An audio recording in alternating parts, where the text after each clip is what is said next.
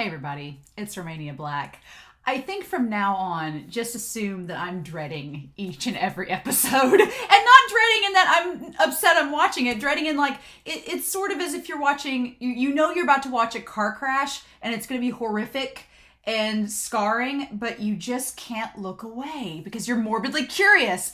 And that's how episode 19 was an emotional roller coaster. I'll be honest, I had to rewatch the episode to edit it, but I've not rewatched it since then. I mean, I could rewatch the stuff with Eren and Zeke because that's compelling and it's leading into this episode, but I'll be honest, the stuff where Niall and Pixis turn into Titans, Falco, every time I look at a baby bird now, like clawing from the nest, I'm gonna be like, Falco, and just start like tearing up, even though R.I.P. Porco, Falco's ate him now, so I'm assuming that Falco will transition back into a human and maybe Reiner or Jean or Connie or somebody will get him out of there, but we don't know. We assume that time is frozen and Zeke and Eren are off in this other sphere of existence going through whatever, and Zeke has become like every girl trying to fix her boyfriend. I'm gonna fix you, Eren, like just okay, and here we go. Wine Chan was absent last time, but not for this business. I wasn't lying. I'm like, I'm gonna sit back, drink my wine, and welcome the madness, because clearly we're here.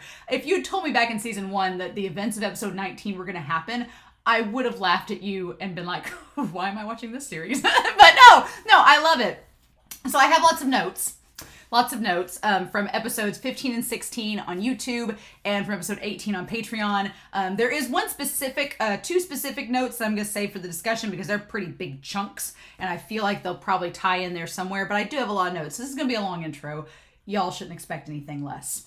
But yeah, it's just last episode, such an emotional roller coaster, and I'm at the state where I don't know what Eren's going to do. It seems like Zeke has the upper hand and he's going to fix Eren. My worst fear is that he will fix Eren. And I'm like, Eren's already been established as one of the least free characters in this series. And now you're going to chain him up even more, Zeke? Okay. I'm just worried. I'm very nervous. And I don't know what's going to go on in this episode. I've always been afraid that Zeke, it's always been in the back of my mind that Zeke will maybe try to corrupt Eren and bring him over to his side. But we've all known that Eren's big thing is that he has this resolve where you can't change his mind once he decides on something. And it's like, for better or worse, that's one of his big character traits. So I'm curious how it's going to go down and what all is going to happen. But I do have some comments before we start and dive into whatever is about to happen. Thank you all for not spoiling me. Last episode was so insane. I had no clue what was coming, and I loved it. So I'm excited to dive into whatever is waiting us here. So Algae Malgum noted that Zeke is similar to Historia when she was Krista. And I think that's pretty interesting to note that Historia had resigned herself in this Krista persona that she was going to die a noble death. Kind of like what Zeke is proposing that the Eldians do through the sterilization. They just die a noble death and solve the problem, right? But the thing is that Freckled Ymir told her to be true to herself and that wasn't good. That was really ridiculous, and told her to be true to herself and live honestly. And Ymir said that knowing that she had gotten a second chance at life. And so from there, the unfortunate thing is that Historia took Ymir's advice and dropped the Krista persona and lived honestly. And for better or worse, the decisions were her to make. And the flip side of that is that instead of Freckled Ymir, Zeke has Kassaver to give him the advice. And Kassaver's advice is to kind of double down and reaffirm Zeke's belief that no, we deserve to die. And that for us, death is the relief from our problems. So we have that. And then the Algae Malgum also noted that Grisha and Dinah were kind of tied in with that, but there was more of like an agenda tied to it. So it was a little bit different. Al Sora said that Armin, Zeke, and Reiner, blondes that start out seemingly weaker in their childhood days, but gain resolve and become stronger over time and kind of have suicidal tendencies. So I don't think Zeke has suicidal tendencies. I don't. He has a very clear and defined purpose. But Reiner and Armin, they're surprisingly similar in that regard. They start out kind of as weaker, seemingly weaker characters, but they're strong in other ways. And Armin has repetitively sacrificed himself for the greater good, and Reiner has been wanting death this entire season. So he's been welcoming it, and death is just not ready to take Reiner. And Reiner hasn't figured that out yet, right? And there's some more comments that are going to tie back to that. Alexander Q noted that people change in this series, and that people do change. And that's something to note, that the tragedy is that it seems like a lot of these characters can't see that change is an okay thing, that people can change over time, and that possibly can be a positive thing, such as Grisha is an example. Grisha was very cruel to Zeke, and it's messed Zeke up on a high level, like an internal level, on a physical level. It's mentally just completely focused Zeke on this one objective because of his childhood and his past, but Grisha did change. And I'm hoping that if we go back into the past, Eren and Zeke locked heads, and that's been the clear sign when Eren kissed Historia's hand, he transported back into his memories. So I'm assuming they're going back into the past for something. I want Zeke to see that Grisha did change and that that's a thing. So I'm glad that Alexander pointed that out.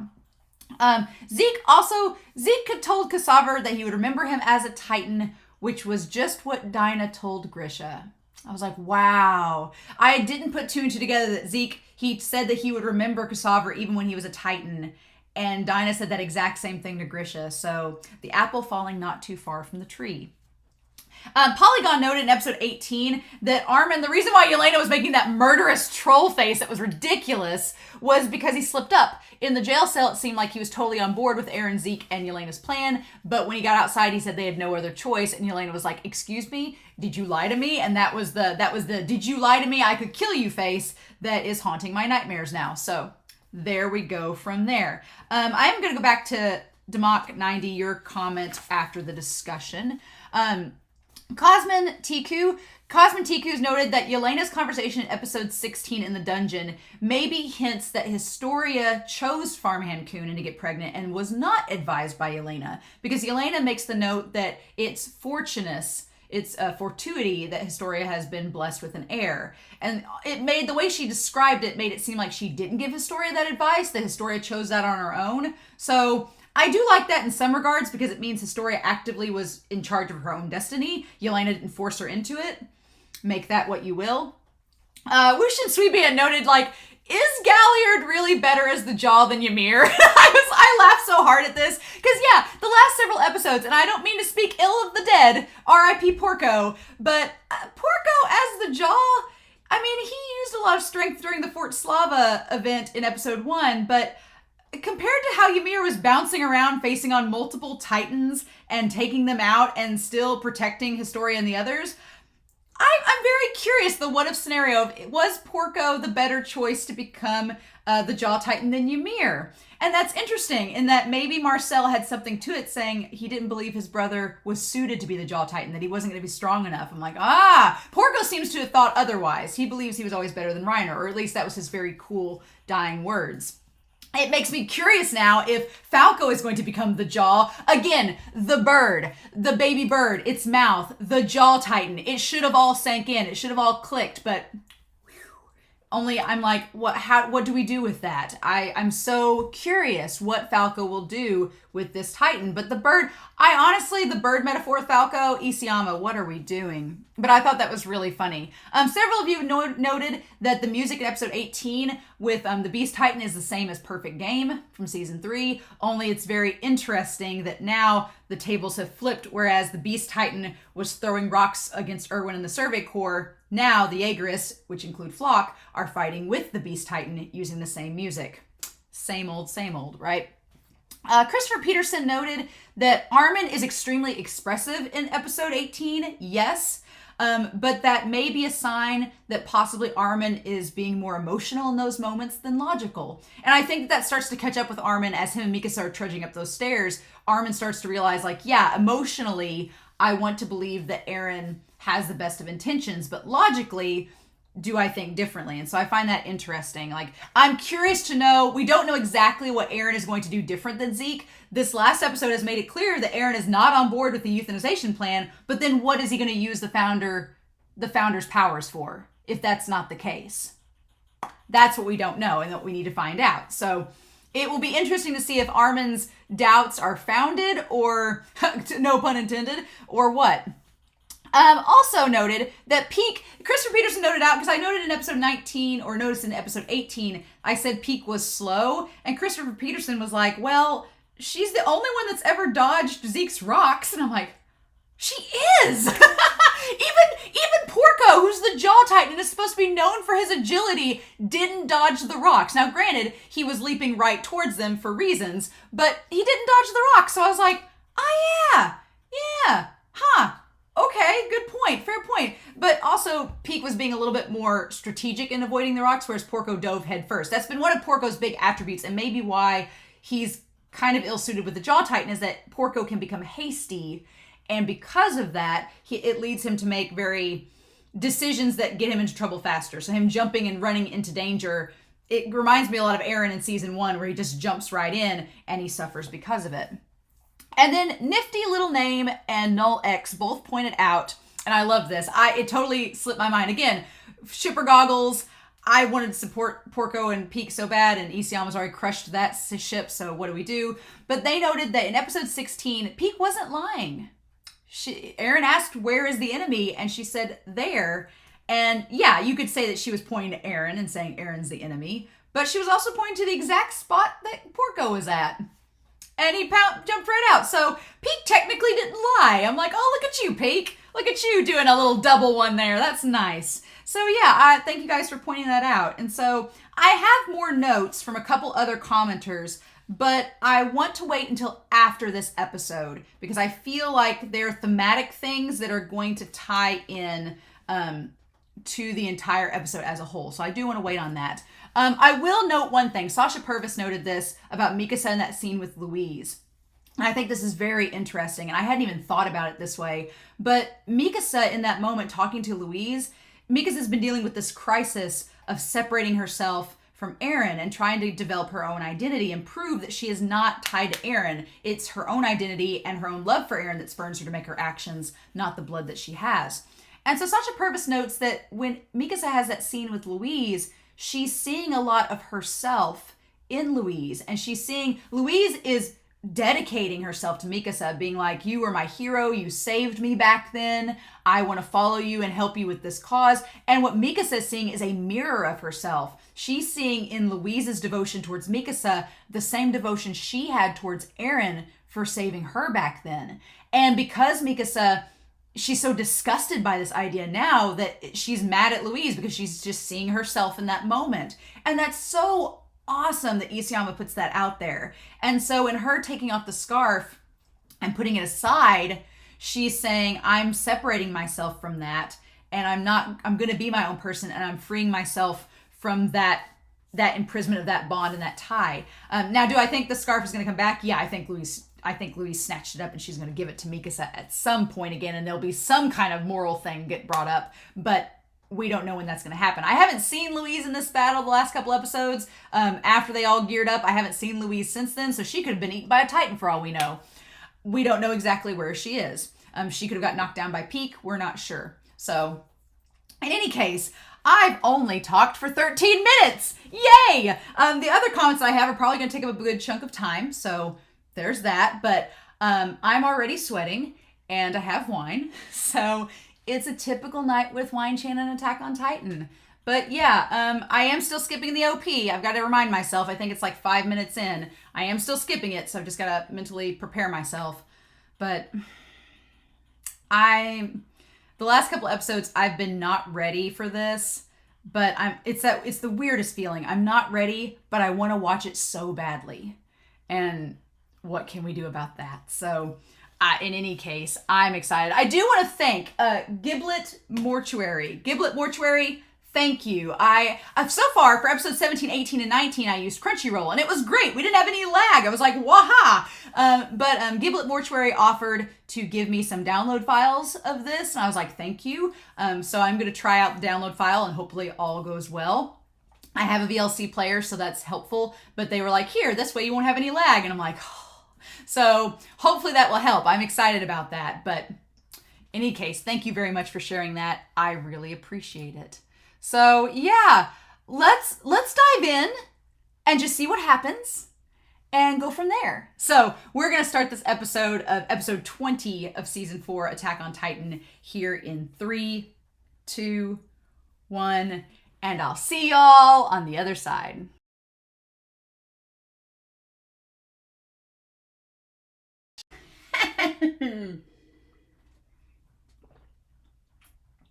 Oh, yeah. Oh, my God. What? Oh, my gosh. So, wow. Okay. So I have 3 specific commenters that I'm going to refer to throughout this video. Eric and Demok90, and also to Shubham Sharma. I'm going to refer to you all as well throughout this video because I had some things recommended before I watched this episode that I was like, all right, I'll check that out after I watched this episode. Holy crap. So, all right. God, this just got amazing and terrifying at the same time. Wow. There's a part of this that's karma that I'm like, just like soaking up and eating alive. Like, yes, Zeke, figure out your father learned from his mistakes and was actually a decent person, even though he was horrible to you and he gave you forgiveness in the end. Huh, well, the death flags are out for Zeke. I don't know how that's going to play out, but God, I don't know how death flags work in this world. It's a different world than... They're in an alternate dimension, so I'm like, unless Eren goes back to the present and kills Zeke in the moment, I'm very curious how this is going to roll out. But you know what's funny? You know what's funny in all of this? Is this has all been foreshadowed from the start. It's all been foreshadowed from the start, and it's been foreshadowed, and little crumbs have been left along the way. And it's kind of amazing, but also, Zeke, I feel for Zeke in this episode because I'm like, you are the worst self-fulfilling prophecy. Oh my God. I'm going to finish off this wine, first of all. We're just going to get that out of the way.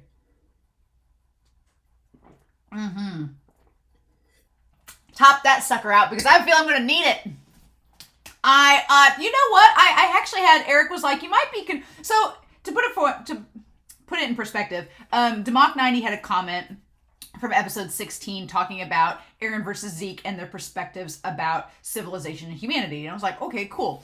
And then Shubham Sharma, and I've probably said your name wrong, to which I apologize, told me about this video called Freedom Isn't What You Think It Is. And it was an Attack on Titan video analysis that was dealing with seasons 1 through 3 and the concept of freedom. And I'm like, well, I'll watch that before this episode because I have a feeling it's going to tie to it because Eren and this concept of freedom, and then you have Ymir, which he talked about last episode as being all alone forever by herself, and then Zeke. So I watched that, and I have like half a page of notes just on that, and this is just like the highlights. Like, it's a 40-minute long video. It's great. You should go watch it. It's really good. I was very inspired by it, and so watching this, I was like, yes, piece it all together, add it all up. And then Eric, right before I watched this episode, sent me a message on Twitter being like, hey, I did an analysis of this episode if you want to check it out. And to be fair, don't send me all these links to analyses. I don't have time to look at them all, but Eric's been commenting on my videos for a while, and I was like, yeah, sure, I'll check it out after the video. And I'm actually surprised. Eric, I got what you were talking about. This episode, I feel like it could be kind of confusing, but no, it all makes sense. I'm like, oh, that's the Attack Titan's power. Because that's been my whole thing this entire series. Ever since we found out that Eren's inherited the Attack Titan. I'm like, what does it do exactly? Because as far as we'd been knowing up until this moment, everybody just kept saying the Attack Titan is moving forward. Okay, that seems vague enough. But no, it actually has a purpose, and it's so wonderful in this episode. I was like watching this going, all the dots are connecting. Oh my God. And Isayama, my dude, you are just taking the chosen one trope and just saying like, okay, I'm sure. let's go all balls to the walls with it, right? And it's kind of funny because it's all tying thematically to the entire thing of the show. It's just exaggerating it and making it a hyperbole in this world. But okay, so let's talk about a few things. So I am going to reference Demok90, Shubham Sharma, and Eric throughout this video. So y'all know whenever I'm talking about y'all what you've commented, you'll probably know what I'm referencing. But just know that those 3 YouTube commenters, I'm going to be deriving things from and adding to it and altering it. And I'll give you guys credit where credit's due when I get to what you guys are actually talking about. In Sharma's case, it's mainly the video that they sent. And so this episode's great. I'm really sad because I'm going to be out of town the rest of the week. I was like, I'm going to watch episode 20 before I go out of town. I'm going to be out of town for like a week and away from my computer. So I've recorded a lot of things ahead. And I'm basically going to take a week off between now and episode 21. It's going to be the most torturous week. But you know what? you all suffered a week in between these episodes, so I'm going to derive inspiration from that. So by the time I watch episode 21, I will have comments from YouTube for the recap for episode 17 and from episode 19 from Patreon. So I'll feel pretty good about that. But I feel like I was so worried going into this. I'm still a little worried about the outcome of what's going to happen in the next episode. But I'm like, yeah, okay. It all makes sense now. So we're going to talk about the Attack Titan. Okay? The Attack Titan. This episode actually has a lot going on. There's plot-wise explaining why certain things have been happening this entire time. And things that I thought in the past didn't quite add up. I was like, well, why is that? What does that mean? It all makes sense now. I'm like, oh no, we all on the same page. So there's that. But the Attack Titan's always been this big mystery. I'm like, well, what the heck does it do? So essentially, its users, right? So essentially, its user, okay, its user can basically go into, can basically send, it can send messages, thoughts, memories. That's why the episode's called Memories from the Future, right? Because it's Eren transporting his memories back to Grisha from the past, right? So, and memories to previous users. Which is insane, right? But it makes so much sense because that whole moving forward bit, if you know the future, if you've been told what's going to happen, of course you can move forward. Because it's like there's a path. You know the way. The way forward is clear, right? Because you know what's going to happen. You know what needs to happen. So the funny thing is that the fact that Eren has sent these memories back to Grisha, and the fact that it all makes sense now. Someone commented, I think it was Sacha, like way back in season 3 when I was like, oh yeah, Kruger telling him like, you know, in order to save Armin and Mikasa, you have to go through with this. And Sacha was like, yeah, Kruger. I was like, So yeah, no, it wasn't Kruger that said, Kruger got that line from Eren, who gave it to Grisha. It's like, okay. Like it's all just Eren influencing the past users to keep them moving forward to get up to speed with Eren. It's like, oh my God. Like Eren's been influencing this from the start, even before he realized it. So that does beg the question. Eren seems to be the one who has influenced using the Attack Titan's powers his previous predecessors. He seemed to influence them, right? So that would imply, oddly enough, that there is not an Attack Titan user after Eren. Eren's the last one, right? Does that make sense? Because if there was a user after Eren, then that person would be sending messages back to Eren, correct?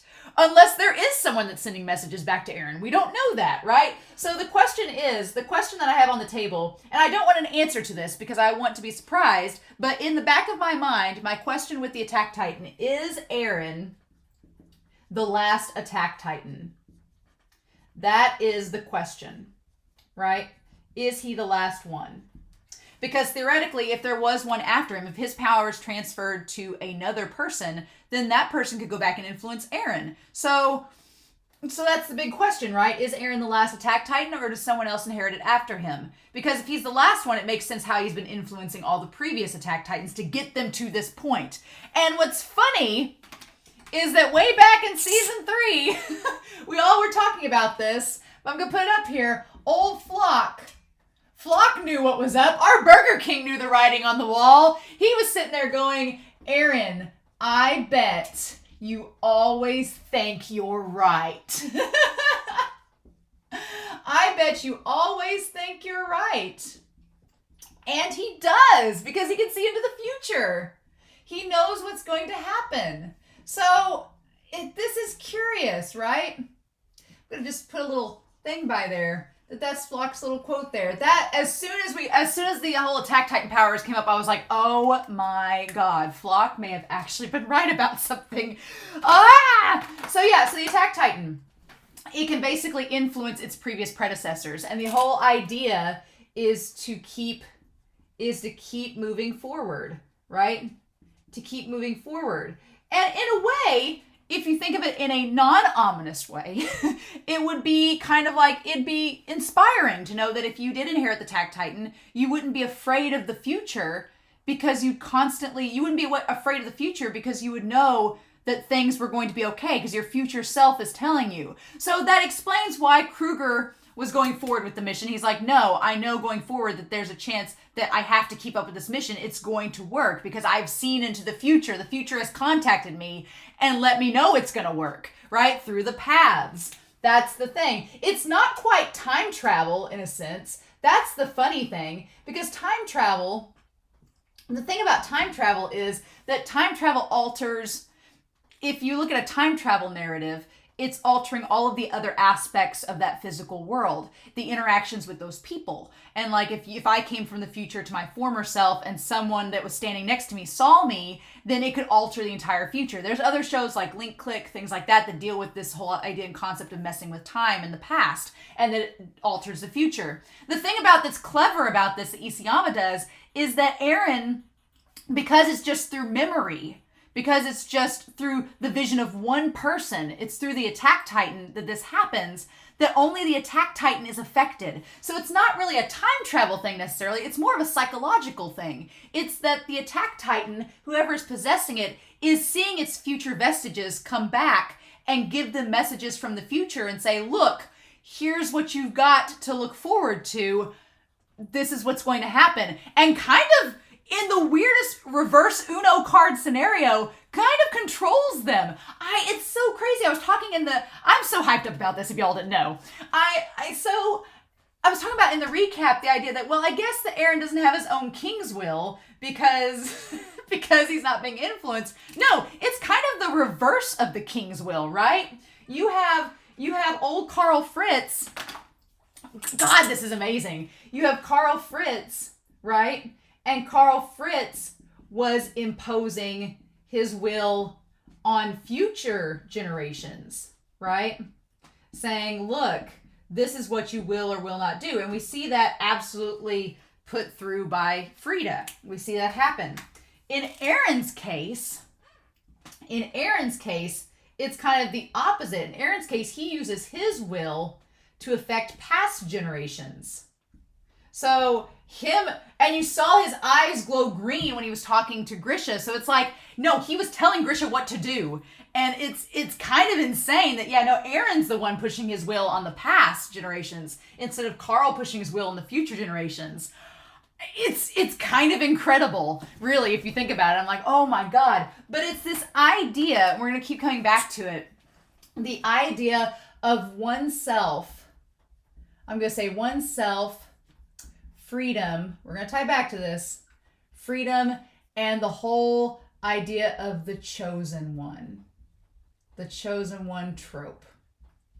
I felt so inspired after watching this episode. I was like, oh my God, it all makes sense. You may not like it. There's aspects of this whole thing that I'm like, well, that's terrifying, and I think I know where this is going, and now I'm terrified even more. But it's brilliant. It's like Isayama saying, yep, we're going here. Ready? So, oh my God, but Zeke, I love this episode because since Soul Salvation, I've been so frustrated, not with Zeke, but with what Zeke didn't know. Because Zeke is such a tragic character. He's literally like a Shakespearean tragic figure where he had this awful childhood. Cassandra was the only person that showed him love, and he was someone that had lost faith in the world as well. And Zeke just had those emotions carried over. And from there, Zeke just didn't see the point in it all. And he was like, well, and I'm going to go to Demok 90. This is good of a time as any to talk about your comment. Demok 90 said that there's a distinct difference between Eren and Zeke. And it is so clear now. It's like, oh, honey. But for Eren, being born is the ultimate triumph. But the world itself is a problem. It's broken and corrupted to a degree that those who are born are denied the natural freedom and happiness they deserve. He fights to end the problems of the world, so those born into it might claim what is rightfully theirs. Okay, so we're going to tie back to that. We're going to tie right back to that. Do not worry. So for Eren, we're going to put it out here. So according to Demok 90, we have Eren that the world is corrupt, and the freedom should be for those, I'm going to say, should be for those born to claim what is theirs. Okay? All right, that is Eren. For Zeke, I'm going to put him here. And Democ says, for Zeke, it's the reverse. The world itself is good, but it's plagued by the problem of certain people born into it. He fights to end the problem of birth so that the world may be peaceful again. And then the idea is and then Democ says he's a confused monster who thinks that death is freedom. And it's called out in this episode, but for Zeke, the Titans are what is corrupt, right? And we're going to tie back to all of this, but the Titans are corrupt, and freedom is to prevent the birth of that corruption. All right, so the rest of the world can be at peace. That's Zeke's idea. So for Zeke, death is freedom, and for Eren, life is freedom. It's totally different. It's totally in opposition. And that's why this entire season, I've been so confused, because you all pointed out in the comments, right? But I've been thinking, I'm like, well, Eren doesn't stand for any of this, so why is he going along with Zeke? No, Eren's whole plan was to here's the thing. This is the crazy thing, and Eric kind of points this out, and I totally agree. It makes perfect sense. I was a little confused last episode about it, so I like the way you worded this, Eric. It made it a lot clearer. But the idea is that neither Zeke nor Eren are controlled by the vow of the founding Titan. The main thing is, I'm going to put Zeke over here, right? Here's the thing about Zeke. Zeke and Eren, neither of them are shackled in the coordinate in the paths world where Ymir is. Zeke is not shackled because he is royal blood, right? And here's the funny thing. Zeke says throughout the episode that he can use the power of the founder, and that is true in the sense that because he's royal blood, Ymir listens to him, which is essentially kind of the same thing as the power of the founder. That's what he's getting at. So Ymir will listen to him, okay? Ymir will listen to Zeke because he is royal blood. Eren is able to get Ymir's power because he is the founding Titan. But since the two aren't together, then the King's Vow isn't initiated. So basically at this point in time, until the end of the episode, both Zeke and Eren have power over the founding Titan, or the powers of the founding Titan. For Eren, he has the power through being the founding Titan himself. For Zeke, it's because he's royal blood. And he used Eren to get to the place. So it's basically Zeke has always had the power to use Ymir Fritz, but he didn't have the means to get to the place where Ymir was. The founding Titan is the one that can transport to the coordinate world and use that power. So Zeke needed Eren to get there. Zeke needed Eren to get there and not have the vow renouncing war. So without Eren, Zeke was never going to be able to use Ymir Fritz's power. But because he used Eren, he was able to get there and use it. But Eren can use it too. So the question is, going into the next episode, is Eren's will, we're going to talk about that, is Eren's will going to overpower Zeke's? That's the question, because we have established in this that the attack Titan, okay, is the answer to the founding Titan. And what a fun world we're living in that Eren has both of them inside of him. What a fun conflicting paradox, right? Because they established that, yeah, the attack Titan was the answer to the founding Titan. This was how you combated it. It was that the attack Titan answers to no one. So that's going to tie to the Ackermans, right? That's going to tie to the Ackermans in the weirdest of ways, right? So the attack Titan answers to no one. And as I go through the episode, I haven't even started the episode yet. Answers to no one, right? And it's kind of like the Ackermans in a weird way, right? The Ackermans are not controlled by the founder. So the Ackermans and the attack Titans they're similar. They are similar, right? The thing is, the Ackermans the founding Titan in theory, we don't have it confirmed, but in theory, from what we know so far, the Founding Titan has altered the Ackerman biology, that they form these bonds with people. And the idea is that if they form these bonds, they will protect them. So a lot of times in the past, the Ackermans have bonded with the royal family members and protected them. And that's been kind of like a nice little failsafe. Like the founder's like, well, my royal family's protected because of these Ackermans, but they can't be controlled by the royal family. So they could leave at any time, which is what they do. They leave because they don't agree with the Founding Titan anymore, but they can form bonds with people, and those bonds they stick very strongly to protect them.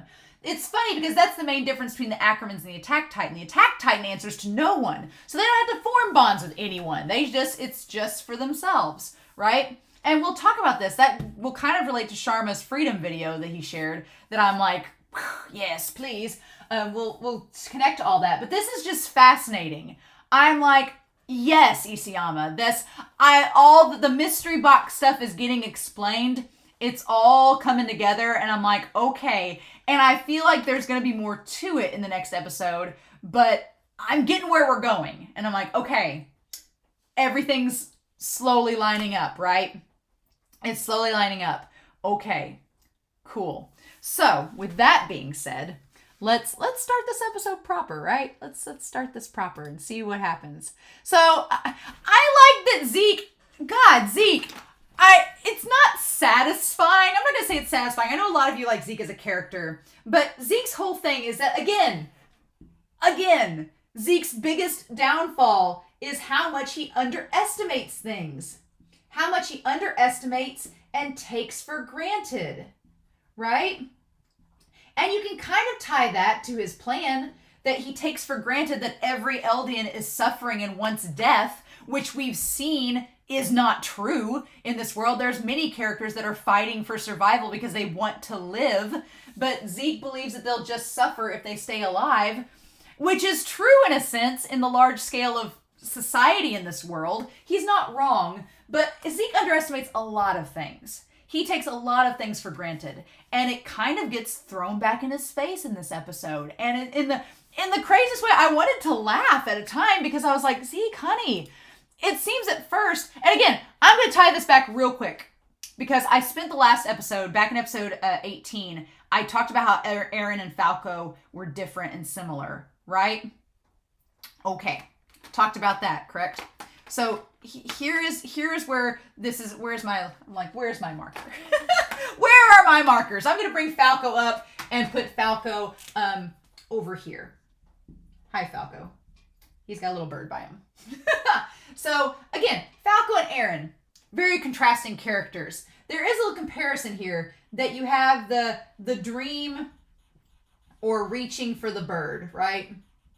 Reaching for the bird. And I know that in reality, baby Eren was not reaching for the bird that was flying overhead, but thematically and through the cinematography, it looks like it. And so it kind of relates to when Falco is on the battlefield in episode 1 of season 4, and Falco reaches up for the bird and tells it to fly away. It's dangerous here.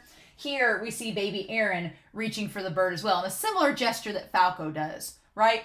In a similar gesture. Also want to make note, real quick while I'm thinking about it, that Porco sacrificed himself to Falco to become the Jaw Titan. Okay? And then Grisha sacrificed himself to Eren to become the Attack Titan. Also want to make note that Eren's Titan cannot speak because its jaw does not work properly. And I'm going to assume that Falco's jaw probably works great as the Jaw Titan because it's literally the Jaw Titan. So it can open up its mouth and speak like the baby bird.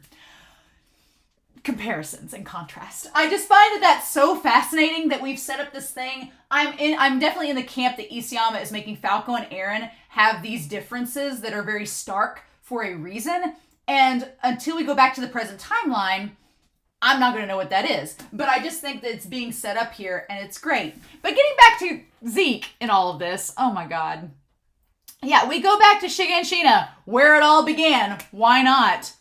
And so we have baby Eren, who is in possibly the ugliest baby clothes possible. I'm just going to put it out there. The frills, the yellow is not Eren's color. Yellow does not suit him. for the record. Yellow doesn't quite work if you have brown hair and green eyes. But yeah, and Grisha holding him. And of course, Eren is a fussy baby. He's a fussy baby, let it be known. Again, a very big contrast to Zeke. Zeke, when Zeke was first born, was a quiet baby just sitting there, and Eren was fussy, right? But I like this, that you have little Eren who doesn't even have eyebrows yet. It's cute. Grisha's trying to figure out what to do, and he's trying to get the baby. And then, yeah, so Zeke thought, it seems like Zeke thought they were going to go on this memory world tour with Grisha and point out just how evil Grisha was. That's what he was framing up. Zeke wanted to show Eren, how horrible Grisha was and that he was brainwashing his son. All right?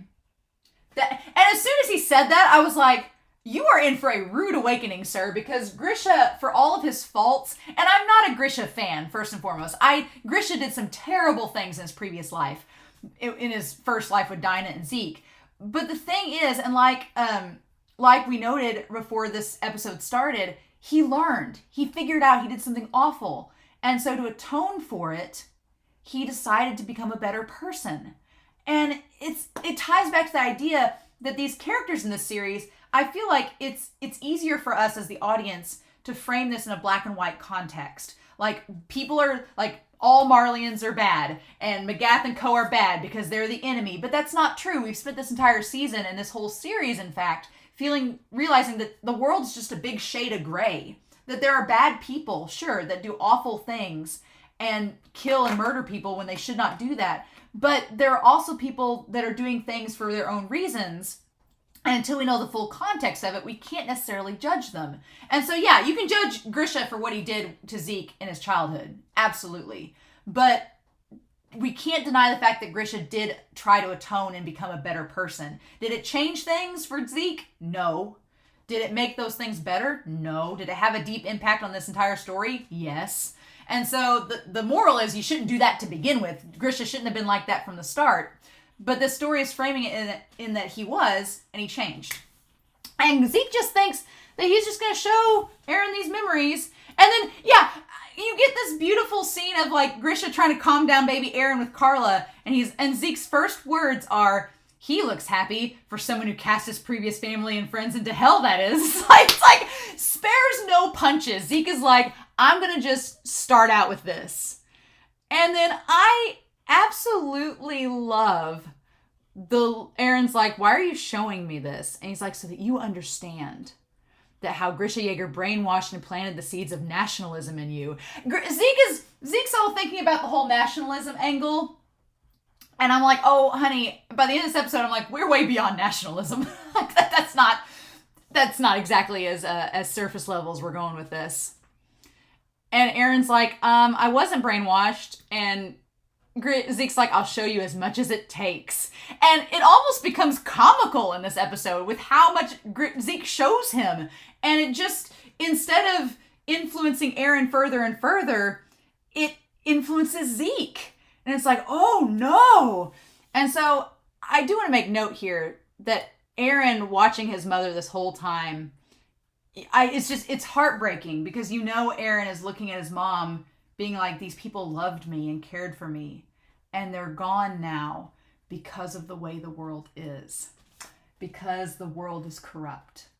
We couldn't have a good person like Carla in it because the world was too corrupt and she was too good. Right? And I love the way that it focuses on him looking at Carla a lot in this episode. Like he's almost, and it's such a thing, like if you could go back and see your past self, it's almost like he's looking being like, wow, this is how she was. This is incredible. But yeah, this is not the picturesque scene of brainwashing. And see, at first, I love that they call back to this. At first, Zeke is the one that's like, okay, let's go. Let's not linger here. And then it'll come back to bite him later. But at first, Zeke's like, okay, let's go. And must be nice, Grisha. Here you can live out a happy life. Without anyone to chastise you for forgetting your first family. And you get where Zeke is coming from, right? Because Zeke believes that this is all a lie. He believes at the start of this episode that Grisha, he's putting on a front. he's like, oh yeah, this woman and her son that's your kid now, like, oh, look at you, you left behind your former family and started this one. The thing of it is, though, because of Zeke, he had to leave behind his former family.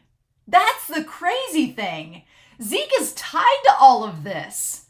That's what's wild about it, is that, like, the whole thing of the self-fulfilling prophecy, Zeke is as much of a player in this as Kruger and Grisha and Eren are, because Zeke is the one who turned Grisha in, right? He is the one that turned Grisha in. If Eren uses that in the next episode to make Zeke go insane, I won't be surprised, because he's the one who turned Grisha and Dinah in. This whole thing with Eren would not have been born if Zeke had not turned them in. Because what would have happened would have been that all three of them would have been sent to paradise, probably, to parody, and turned into Titans. And that would have been the end of it, right? But that's not what happened. Zeke turned them in. Zeke turned them in, and because of that, the whole events that followed with Kruger and all, and you could argue that Kruger was going to take him over there, and it was going to happen eventually because Eren was influencing the Attack Titan. You could argue, and I'm totally on board with it, that Kruger was going to get them to go over to parody eventually to take the founding Titan. But in the weirdest of ways, it's like, well, if you think about it, though, if that's the case, if Eren was... Zeke is a catalyst for all of this, right? Because if Zeke hadn't turned them in, then would Eren have even been born? Would Grisha and Dinah have gone over to parody, and would Grisha have cheated on Dinah with Carla? I don't think so. But it's almost like everything was predetermined. It was going to happen. And so that's what's, I think, going to break Zeke. Is if Eren's like, well, you turned Grisha in. This whole second family is because of you. If you hadn't turned him in, then I wouldn't have existed. So you're technically responsible for all this.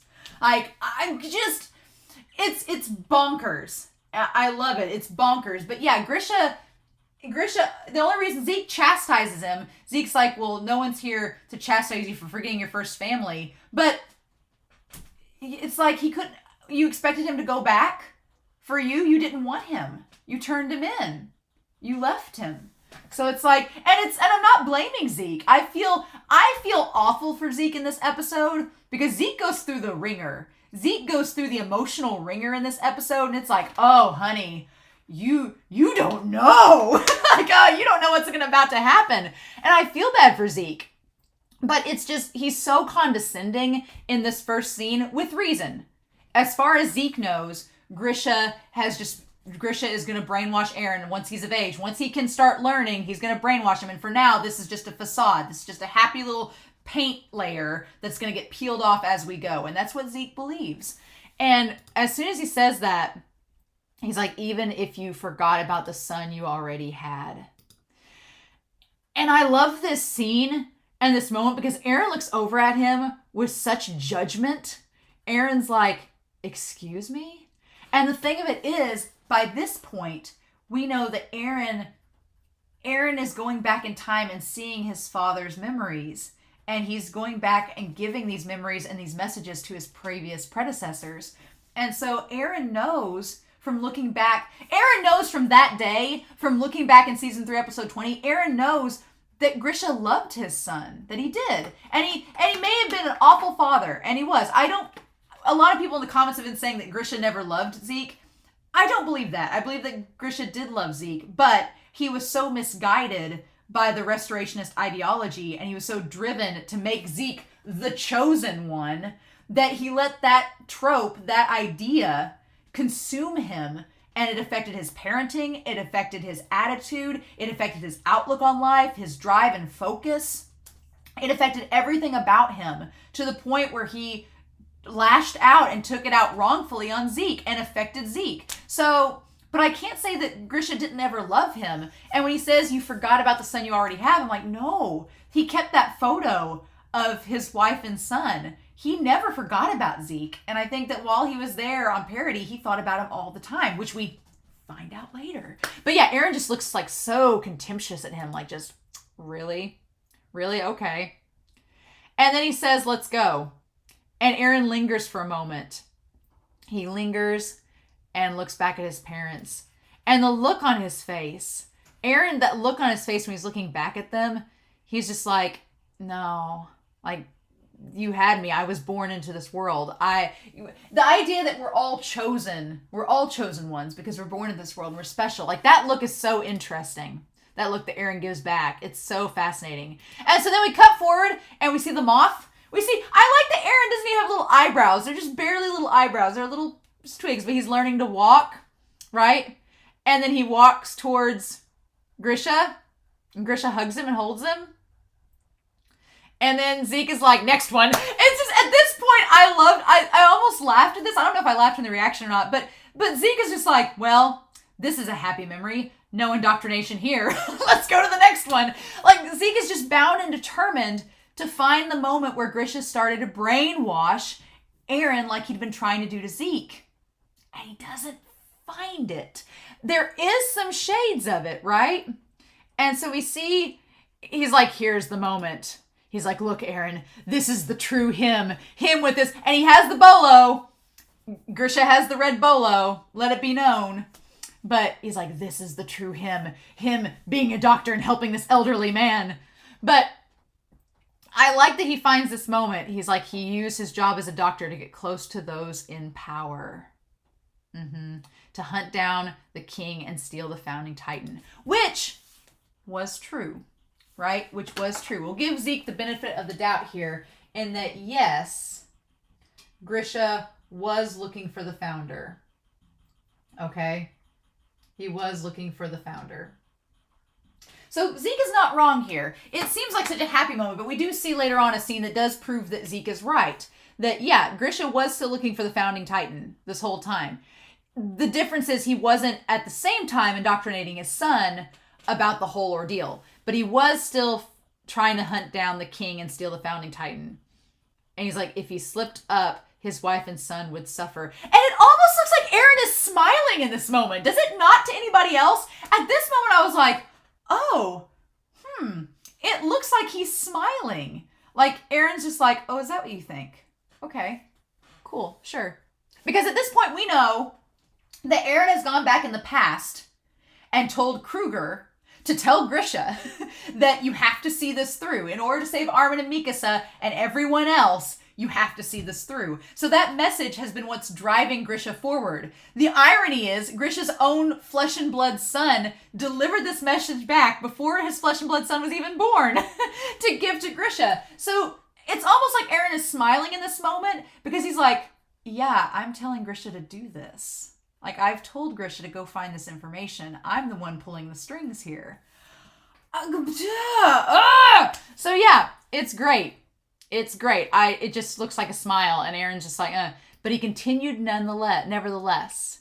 He's like, he knew it was dangerous, and if he made one mistake, it would endanger the life of his wife and son, but he still did it anyway. Do you know why? It's almost like Zeke's trying to teach Eren, and then Eren, he's like, oh, and so Eren again, this goes right back to the scene. This goes right back to the scene where Eren tells Zeke at Soul Salvation, he's like, well, the greatest salvation is never being born. He says it with the exact same tone that he said in that episode. He says, because he's an asshole who tossed his family into a ditch to restore Eldia. Because that's what Zeke wants to hear. Zeke wants to be like, that's the mentality he wants Eren to have about his father. And Eren doesn't believe that at all. But that's what he tells Zeke to like appease to him in that moment. He's like, yep. And so I get it now. I was wrong. Can we go back now? I should never have been born. Isn't that what you want to hear? I'm no longer brainwashed. I had to almost laugh at that scene because he's like, no. He's like, this is what you want to hear, right? We've been looking at these memories of my dad who, yeah, he's doing some covert stuff to get the founding titan, but he's not done anything wrong to my mother or I. But yeah, no, he's an asshole. He tossed us into a ditch, totally abandoned us. I was wrong. I should never have been born. I'm no longer brainwashed. Let's go back. Let it be known. Let it be known that it's almost like Eren gave Zeke the out. He was like, do we need to go further? He's like, I'm no longer brainwashed. What if they had left at this moment? What if they had left? Because later, the moment, because Grisha can almost see through the paths Grisha can see Eren and Zeke there in his vision. If you notice most of this entire time, with the exception of now, Zeke is standing there when Grisha is receiving Eren walking, but he wouldn't know Zeke because Zeke doesn't look like his son, how he remembered his son as a child. So he would just think that it was just a man standing there watching. But when they're in the study and everything, he starts to see Zeke and Eren because of the paths, because Eren's transporting those memories back to Grisha. So that's how he sees him. So if you think about it, up until this point, this is like the nodal point here. Eren's almost offering Zeke an out, being like, but he knows Zeke's hubris. And he's like, are you sure we could go further if you want? But I'm no longer brainwashed. We could totally leave now. And Zeke doesn't do it. Because if they'd left now, if they'd gone back to the coordinate and the paths, then what would have happened? I mean, you could argue that all this has been set in stone and that Eren knew it wasn't going to happen, that Zeke was going to be cocky and still go on, but but this is a moment where Zeke says to him, we have all the time in the world, no need to rush. He could have stopped it right then and there. He could have gone back. Because Eren told him, he's like, no, I got it. It's good. Eren's mind was already made up going into this. Because Eren knows what was going to happen. And so he's like, showing this to Zeke is just going to unravel Zeke. And Eren's just fine with it. He's like, okay, if that's what we're going to do, let's do this. So Zeke had a moment. Zeke could have stopped. He could have stopped.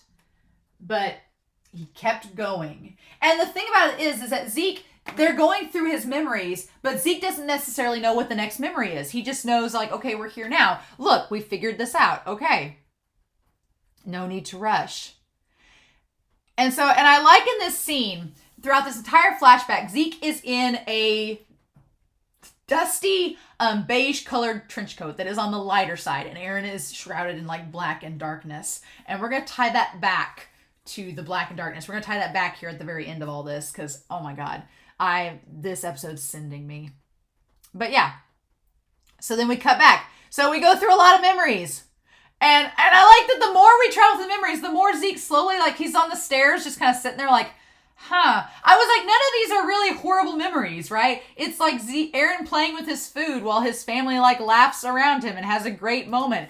And it's the childhood that Zeke didn't have. Grisha's being like having a meal with their kids.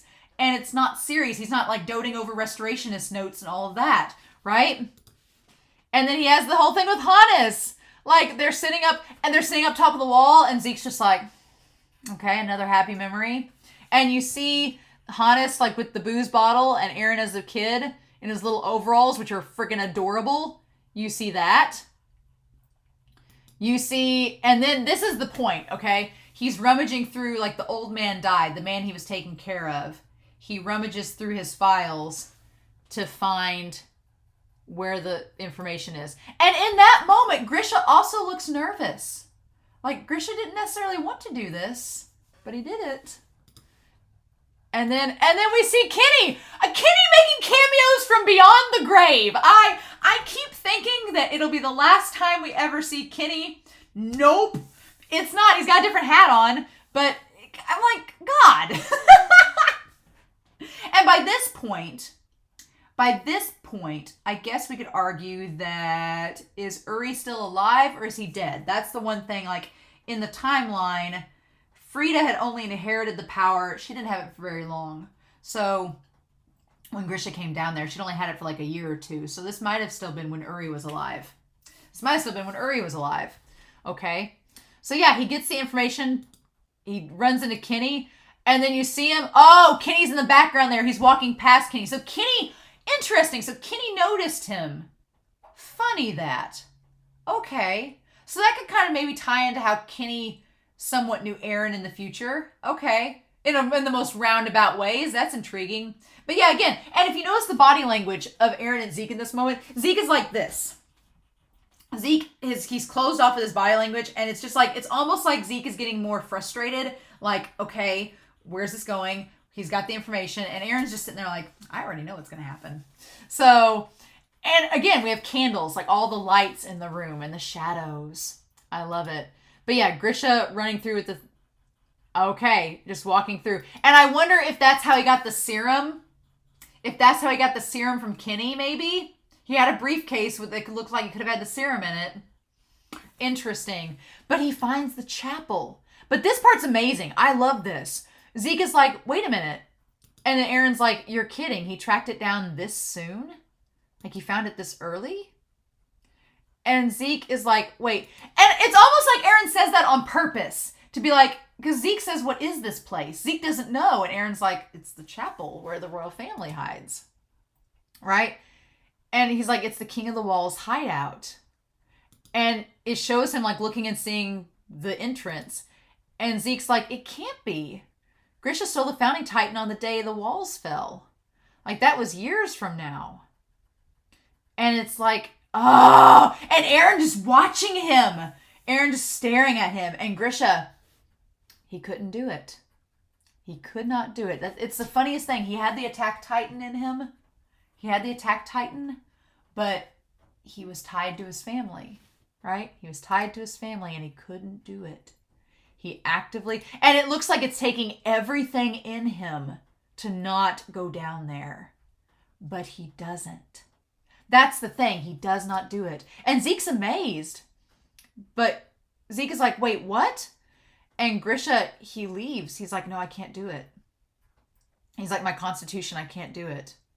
And he goes back and he just grabs Eren and hugs him.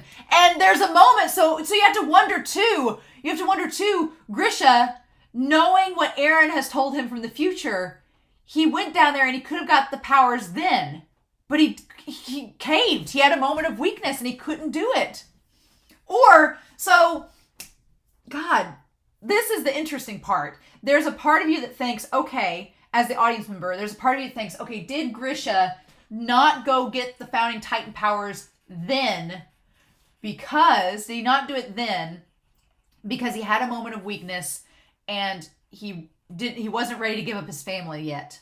Was that it? Or, because if he'd gotten the if he'd got the founding titan powers then, what would have happened? Would they have come after Carla and Eren? How would that have derailed the whole thing with Reiner and Marcel and Annie and them? How would that have derailed things? What would have happened? So was it that Grisha in his constitution couldn't do it? Or was it that Eren was like, not yet. Not yet. I'm not old enough to take those titan powers yet. Because if Eren had been a child, if Eren had been an infant and took those titan powers then, or whenever, and Grisha couldn't have them and he'd taken the titan powers then he would have, not made it to where we are now. He would have died with those powers long before. So part of me thinks that Eren was like, no, not yet. When he looks down at Grisha as he's opening the door, it's almost like Grisha wants to go and take the powers. Zeke takes it as Grisha chose his family over the Titan powers. That's how Grisha takes it. That's how Zeke takes it. Zeke believes that Grisha chose his family over the Titan powers, right? Over the restorationist ideology, which is the polar opposite of what he did with Zeke. And so Zeke is amazed. But part of me is like, well, that could be it. Yeah. Or it could be that Eren was like, no, not yet. We need to wait a little bit longer before you do that. I don't know, because Eren knows what's going to happen in the future. Okay. And it just shows Eren blinking and Grisha just hugging him.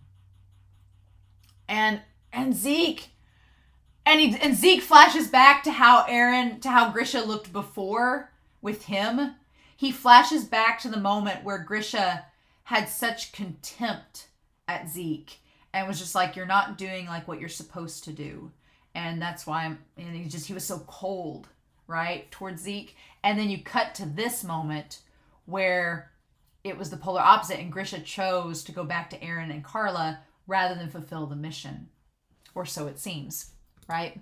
Oh my God.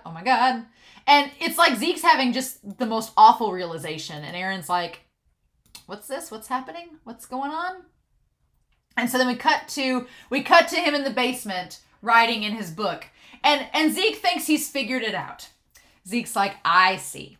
He loved his second son enough to delay his restorationist mission. That's what's been going on. I figured it out. I've cracked the code. That's how Zeke is being. And as Zeke is writing in his book, right? A stark contrast from me. He seems to have learned from his past mistakes. Yes, and I am glad that Zeke realizes this. I'm glad that Zeke in this episode realizes that Grisha did learn from his past mistakes. He did realize he'd done something horribly wrong. Right? I'm glad that Zeke realizes this. And Eren just watching him. Eren is a bit creepy in this episode. I'm not going to lie. Him just watching Grisha pore over his notes and writing his book. Right? And this is the crazy thing. Grisha it's again tying to the idea of the attack titan and the future influencing the past, right? And so Grisha leaving the book to trigger Eren's memories in the future, right? He's leaving the book with all of the information so that it can trigger Eren in the future and also inform everyone else in parody about the truth, right? Because if you think about it, Eren having the attack titan powers alone, it would just be Eren's word to everyone. He'd be like, oh, hey, by the way, I've got this attack titan power in me. It allows me to influence the past generations. That sounds like it's kind of deity-like and kind of crazy, but it's true. And so you're going to have to believe me on this. I'm going to give you a word-for-word account. That doesn't seem like Eren's style at all. He's not going to sit down like Armin. Armin would tell a story. I feel like Armin would sit down there in front of Annie's statue and tell her the history of parody, and that would be Armin's style. And we'll talk about Armin at the end of all this. But that's Armin's style. Eren is not like Armin. And so Eren, it seems like he influences Grisha to write in the books everything, because it will not only give Eren something in the future yet past, the future yet past version from season 3, it will give Eren something to go back to and to learn about, and will jog his memories and connect everything together and keep the timeline moving forward. But it will also give an account that can be copied and replicated and disseminated to the rest of parody that will also spark and influence the future for those individuals too. And again, we'll talk about freedom in all of this, and I'll probably have to flip Whiteboard Coon over, but we'll talk about freedom. But part of freedom in the video that Sharma had me watch was talking about the idea, which we've talked about this before, it's nothing new, but the idea of knowledge being freedom, that ignorance is bliss, but at the same time, ignorance, you don't know anything, so you're not free. So if Eren is for freedom in its multifacets, then one of them would be knowledge. And so giving people of parody the knowledge of their existence and their past kind of goes against Karl Fritz, which Eren very much seems to do. When we get to the chamber scene, Eren pretty much hates Karl Fritz, hates the Founding Titan. Like, this is the real rivalry, is the Attack Titan versus the Founding Titan. That we're going to talk about that. That's the real enemy rivalry in this series. Not Marley versus Parody, not the world versus Parody. It's the Founding Titan versus the Attack Titan and what they represent. And Eren hates it. And so the idea that these people of Parody would stay ignorant, he can't stand it. So he's like, okay, Grisha, write out this entire history, and then when I come to get it in the future, we'll be able to give it to everybody else, and they'll be up to speed too with what's going on. There we go. We'll just keep the future moving forward, right? But that look he gives Grisha, oh, it's chilling. It's so chilling. Okay? And so the original you is gone. Sooner or later, you'll see.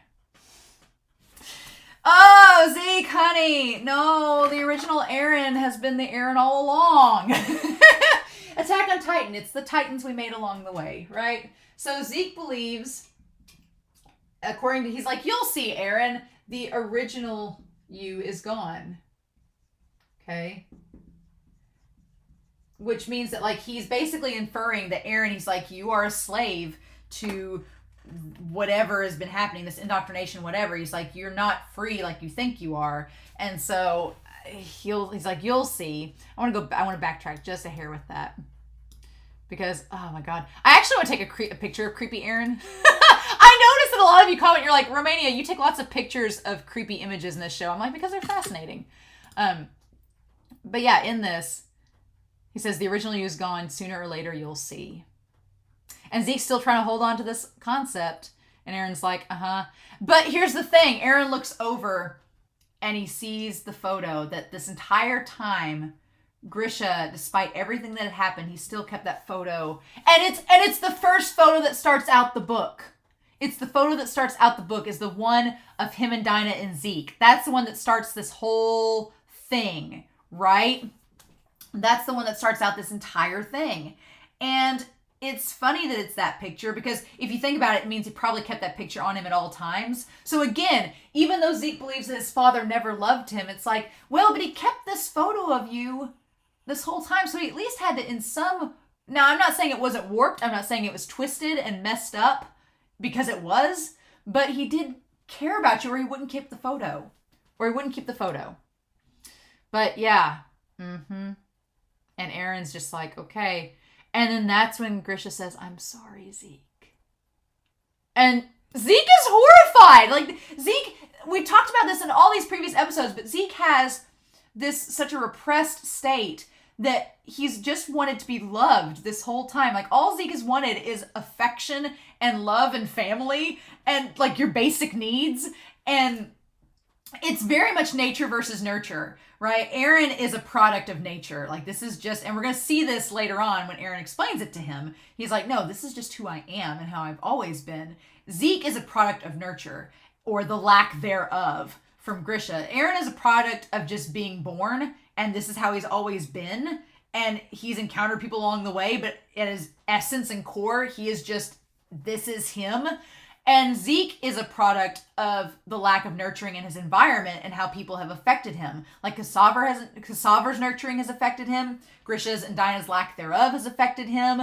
The state of Marley and the warrior program has affected him. Like, Grisha's been affected, or Zeke has been affected by so many factors. Whereas Eren is pretty much, no, this is how I've always been. You know, I'm not who you think I am. But Grisha apologizing in his sleep. And him saying, Zeke. And Eren's just like, oh, you woke up. And then he looks up.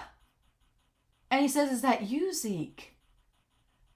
And the reason I think he can see Zeke is because Eren's there. Because it's Eren using the paths. Because the whole time they're using the paths to go back and see these memories. And we've established that all of the Eldians are connected through these paths. Like, their entire being is connected through it. So if you think about it, if they're all one body...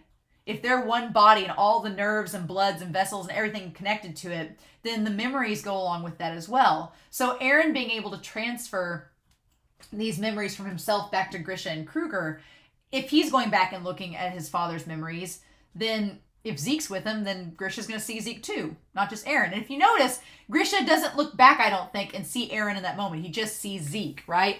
And he probably thinks that he's dreaming. And Eren's just like, oh, you can see. So I wonder if Eren knew that Grisha would be able to see Zeke or not. He doesn't see Eren, though. And he says, don't be silly. That old bearded man can't possibly be Zeke. Wait, she says old bearded man, but Zeke's like 25, so that's funny. This is just a dream. And he looks around like he's looking for Eren because he's got the attack titan in him. So if he sees Eren, then he knows that this is some memories from the future transferring back to him. But because he doesn't see Eren in the moment, he just sees Zeke in front of him. He's like, oh, no, you're not my son. And you're not Eren. So this has to be a dream. And Zeke's just floored. He's like, what? And then this is when Eren goes, next one. Next memory, Zeke. As he's walking out the door. Oh my God, that tie-in where Eren's like, oh, you want to linger on this memory now? Now that you're starting to see? No, we're going to move on. Oh, cruel Eren. And so then we go. And so then we go back. We go back to after the OP. I'm going to skip that. Yep. We go to when he's 9. So we cut basically back around the time that Shiganshina is about to fall. And we see him in Armin. And then we see, he says, Grisha loved you and let you grow freely. And so at this point, Zeke just looks tired. Zeke's just like, yep. He's like, I see. I understand. Your dad loved you. Goody for you. And he let you grow up free. Great that you weren't brainwashed. I get it now. So it's like a total reverse of earlier, right? It's a total reverse where Zeke was so determined to prove to Eren that his father brainwashed him. And now over the course of this episode, he's seen that that's not true. And he's like, okay, I get it. Fine, let's leave. And now it's Eren's turn to be like, not yet. No. He's like, I'm not going to let you have the last word. It's not how this works. He's like, to think you were never brainwashed by him. And he's like, and Eren's like, I told you this was pointless before we wandered for years in his memories. He's like, we don't have to be here. And then Zeke is like, then why did you betray me? He's like, why'd you betray me? Your father told you nothing and made you inherit a Titan. And yet you're fighting just like he wanted.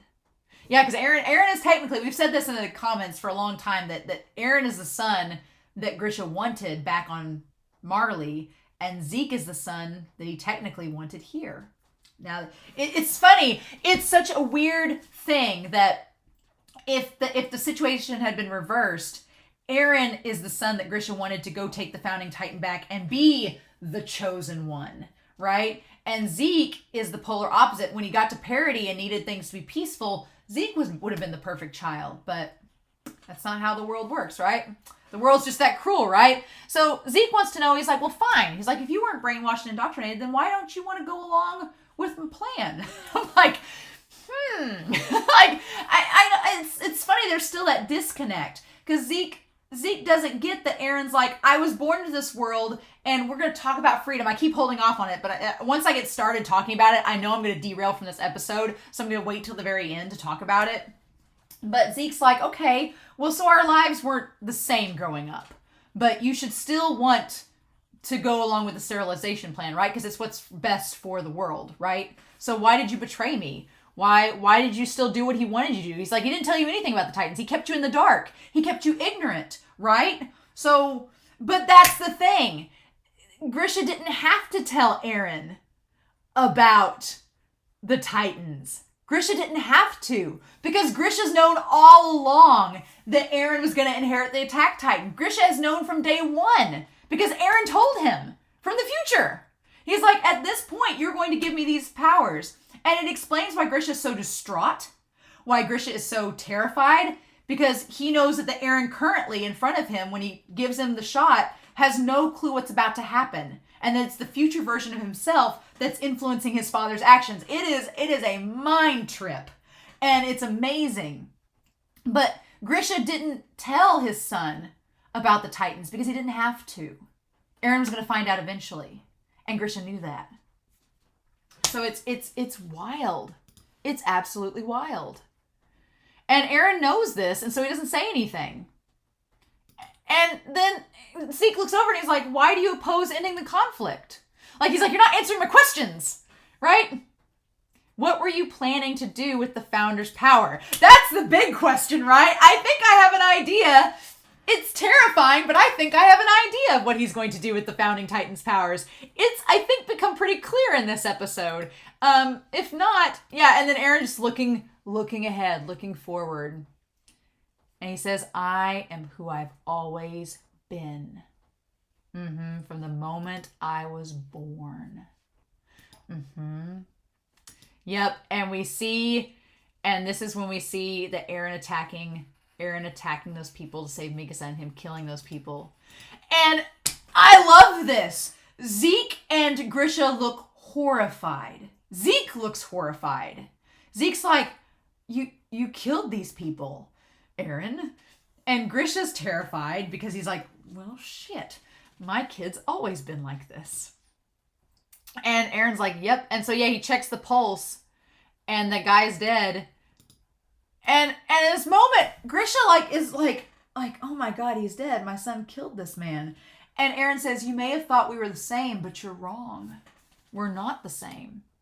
And Grisha is so much like Zeke in this episode, right? Grisha, it's the weirdest thing. Grisha is like lamenting this loss and being emotional. And I argue, I've made a case the last several episodes, I realize, of saying that Zeke didn't care about those lives lost. But Zeke has, as many of you point out in the comments, Zeke has made statements to show that he does value, he does have some, I don't know if remorse is the right word to use, but he makes the phrase like in episode 1 where he says, isn't war a terrible thing? He understands that people are suffering, right? But like Damak says, he believes that the whole Titan powers are the source of this corruption, and that's why people are suffering. And if we just remove that off the equation, then people won't suffer anymore. And that it's just a certain people that are the problem, not the world itself. And so we just need to stop the corruption from being born, and then we won't have this problem. And he's very emotional about it, right? And Grisha seems to be emotional too. So interesting. Rather than letting someone steal my freedom, I steal theirs first. So Eren in this moment saying that, and I'm going to tie this back here, that, get the dark blue marker for this moment, where Eren makes the comment of saying that instead of my freedom stolen, I steal theirs. All right. Okay. We'll tie back to that. And so, yeah, I steal theirs first. And it shows the guy that he's killed. And then we cut to fire, just flames, right? And Grisha is telling Eren, like, do you have any idea what you've done? Like, you've killed someone. And this conversation is pretty important because Zeke and Eren are standing up there watching him. Grisha's like, do you know what you've done? And Eren says, my dad didn't make me like that. He's like, my dad didn't make me like that. I've been this way since birth. And Eren's like, I just got rid of some dangerous animals. They just happen to look like people. So that ties back to this whole thing with the Titans, right? Because it's very ironic, isn't it? That Zeke, what Eren is saying, that Eren used violence to kill the dangerous animals, right? To kill the dangerous ones, right? They just looked like people, right? Isn't that funny? Because Zeke's plan, this is where things get a little funny, because Zeke's plan is to use sterilization, which is inherently not violent. Sterilization is not violent, right? But it's to kill the dangerous ones. That's the funny thing. Him and Eren, it's the same thing. Eren's like, they just look like people. And you could argue that's the whole thing with the Titans. Oh, well, these Eldians, they just look like people, but they can turn into monsters, right? So we need to get rid of the monsters that just look like people, the dangerous animals. That's what Zeke wants to do. His whole plan is like, well, we'll just kill the dangerous animals, the ones that look like people but aren't, clearly. And Eren's like, how is that any different? And I've been this way since birth. My dad didn't make me this. It's nature versus nurture. He's like, no, I've always been this way. It's fascinating, that comparison in that moment, right? And then Zeke's like, since birth. And then Grisha, you can hear him in the background saying they would have been long gone by the time and Eren says they would have been long gone by the time the military police arrived. Like, if we didn't stop them now, they would have left. And then Eren says, you won't find the pathetic little brother in me you were hoping for. Like, you were expecting to see this pathetic person who'd been brainwashed by his dad, and that's not the case. Nor a convenient little brother to share your emotional scars with. And Grisha's like, even so, you were just lucky, Eren. So Eren's like, I'm not going to be your trauma buddy. I'm not going to share in your trauma because that's not how my life has been. And I'm not weak and pathetic. It's like, that's just not how my story goes. And at that point, I will say, Eren in that moment is a bit cruel when he says the lines, nor a convenient little brother to share your emotional scars with.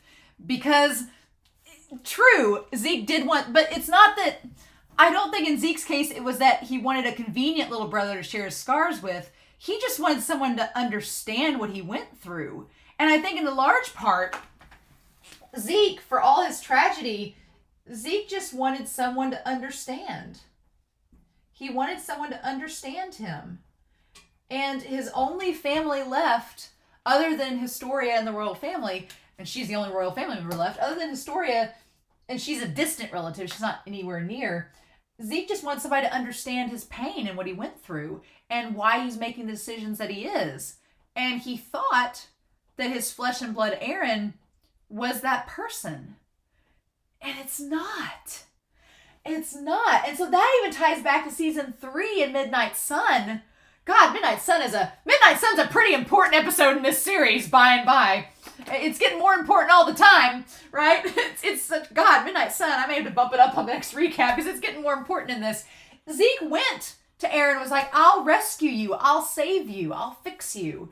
And it's like, no, you didn't need to do that, Zeke. You did not need to do that. And the funny thing is, him meeting Eren and finding out that Eren was his brother kind of spurned him even more, because if you think about it, Zeke could have just, if he just knew the founding titan was just some random person that he wasn't related to, then I think Zeke would have been a lot more callous and a lot more like hyper-focused and let's just do the damn thing and get him and go. But because it was his brother, because he wanted somebody to relate to, and he sympathized for Eren and thought that Eren was going through the exact same thing he'd gone through, he did things a little bit differently. And I would argue that Zeke showed a little bit more maybe care in the plan and how he went about it, because he wanted to bring Eren back, get him on board the cause. He didn't force Eren to do anything. He just kind of like, because yeah, with that whole thing with Yelena and them back 3 years ago, Zeke orchestrated that plan for Yelena to go over and like slowly lull Eren and the others back. Why didn't Zeke and them could have just attacked, but Zeke wanted to connect to Eren as his brother. And again, underestimating the situation, like Zeke is so tragic. I'm like, Zeke, you've made some decisions that #regrets.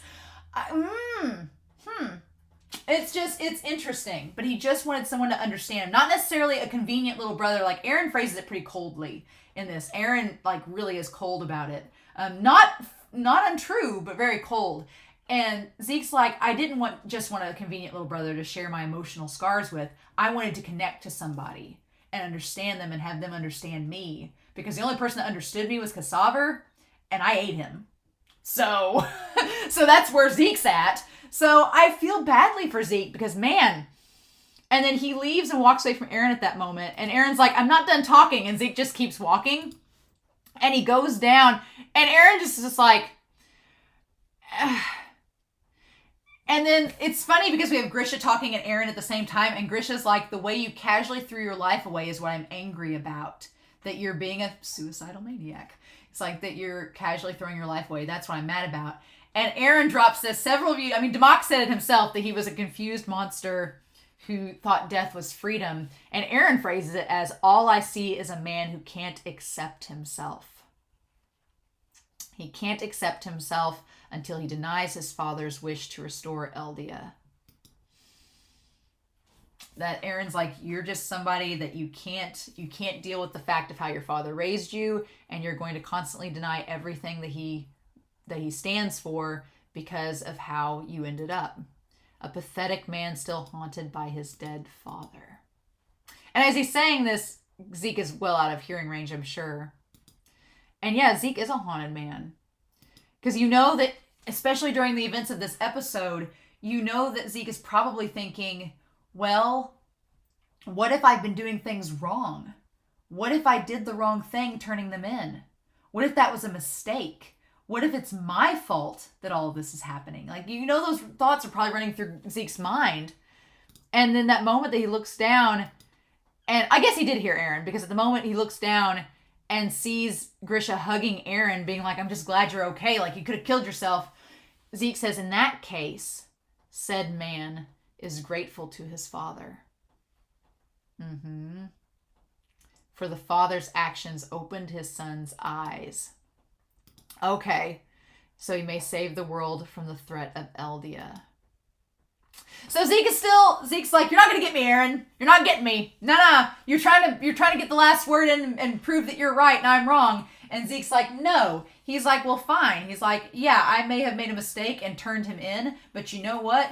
Turning him in, he's like, I'm grateful for this father. And it's the weirdest thing. Zeke in that moment, he's like, well, I'm grateful that my father was like this to me as a kid, because it showed me just how cruel the world is and why I need to do what I'm supposed to do. He's like, it's just proving my point. And so Zeke tries to turn it back around onto Eren and saying, well, I'm still going to save the world from the threat of Eldia. I'm still going to kill the dangerous ones to save the world, right? And in a way, it's that father who saved the world. We're going to tie back to this. Oh my God. In that moment, Eren's like, Okay. So all right. So Grisha's the savior of the world. Okay. Don't you think it's a bit ironic, Eren? Well, the irony is going to be that most of Grisha's actions are because of Eren. That's going to be the irony of all ironies. And then Eren's just like, okay. But he's not really even this moment where he wraps his scarf around Mikasa and is blushing. Again, we've talked about this in Savagery, but I think it's important that Eren focuses on this moment watching Mikasa, because if he really hated Mikasa, if he truly hated her, he would probably not have spared even a second glance to this moment. He would have just kept walking, but he pauses to watch, and she says, "It's warm."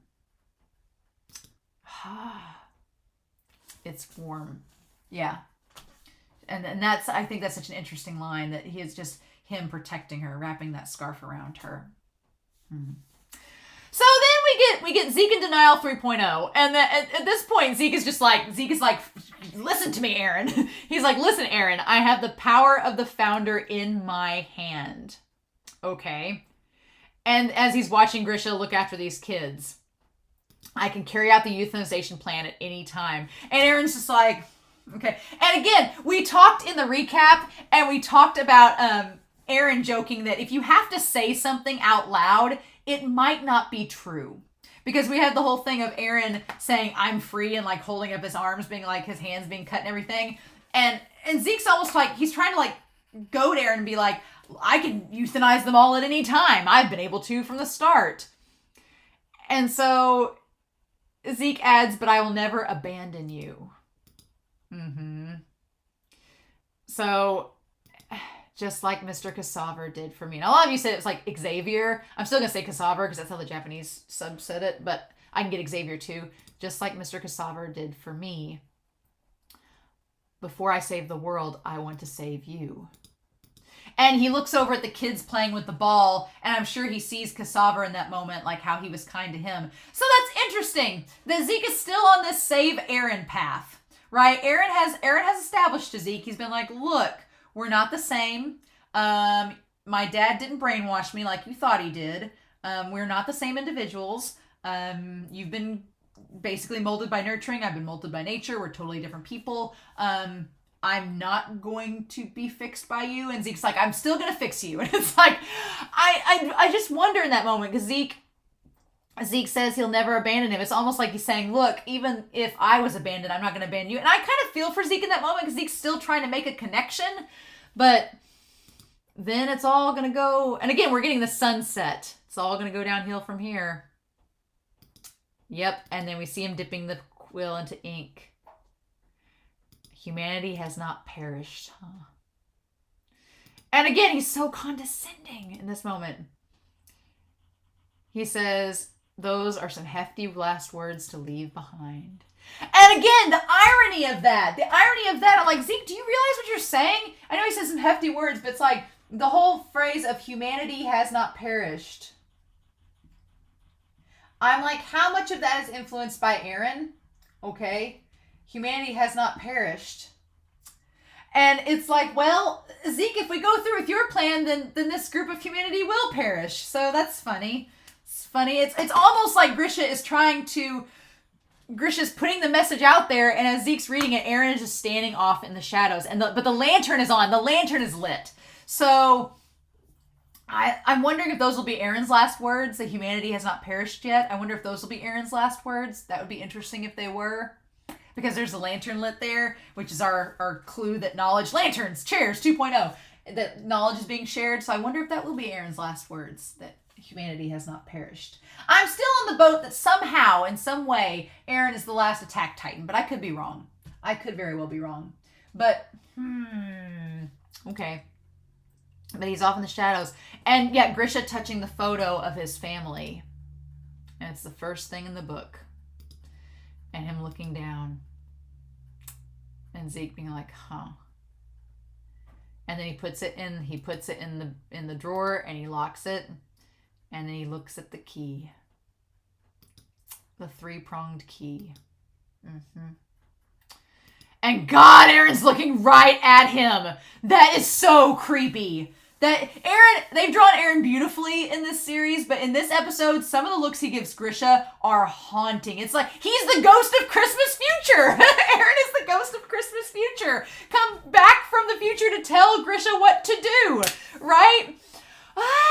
And in that moment, Grisha sees him. Because up until this moment, Eren has not appeared, I don't think, at any point has Eren appeared directly in front of Grisha until this moment where he's holding the key.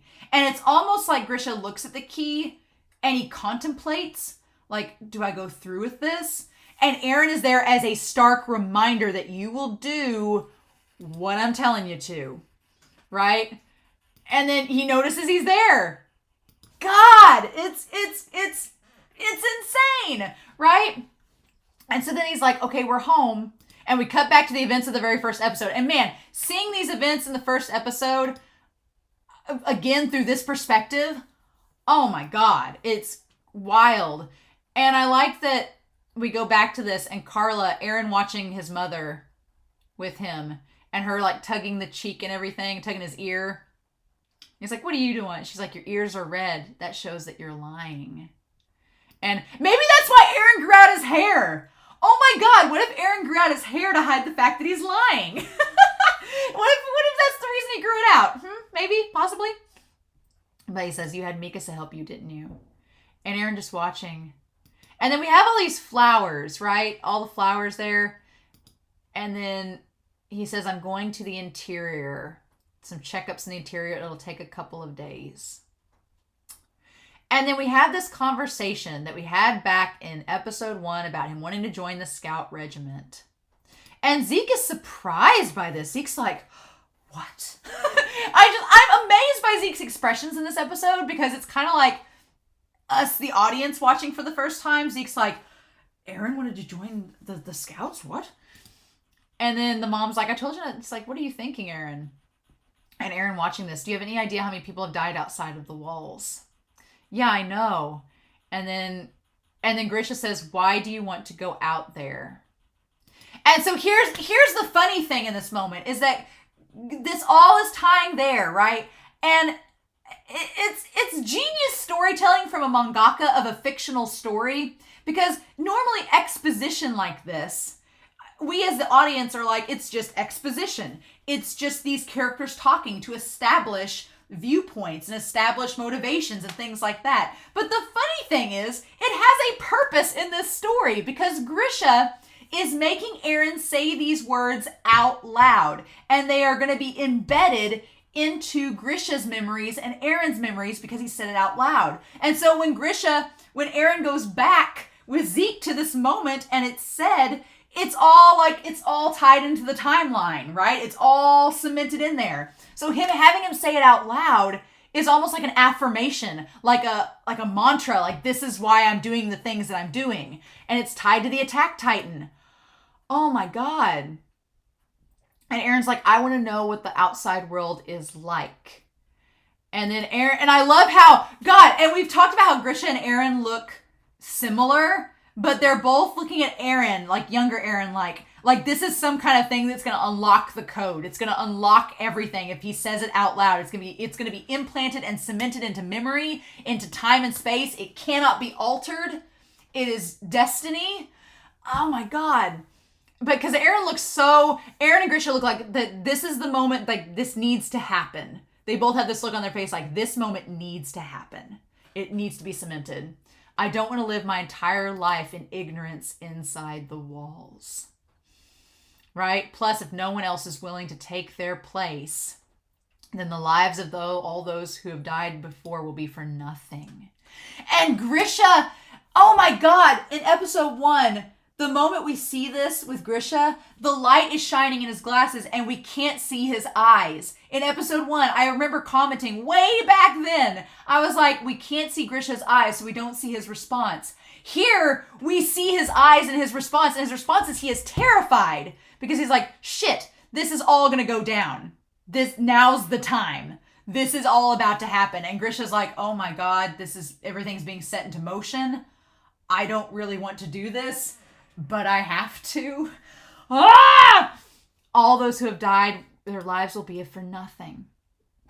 And he's like, I see. like, oh God. And now looking back, it's like in the moment I remember being so frustrated in episode 1 being like, oh really, that's it? That's all you have to say? That's all that needed to be said. He just needed Eren to say it out loud. He just needed Eren to put it out there so that it was cemented and locked into memory and into existence. Oh my God. I'd better get going. And she's like, talk some sense into Eren. And he says, Carlos, words can't hold back human curiosity. Mm-hmm.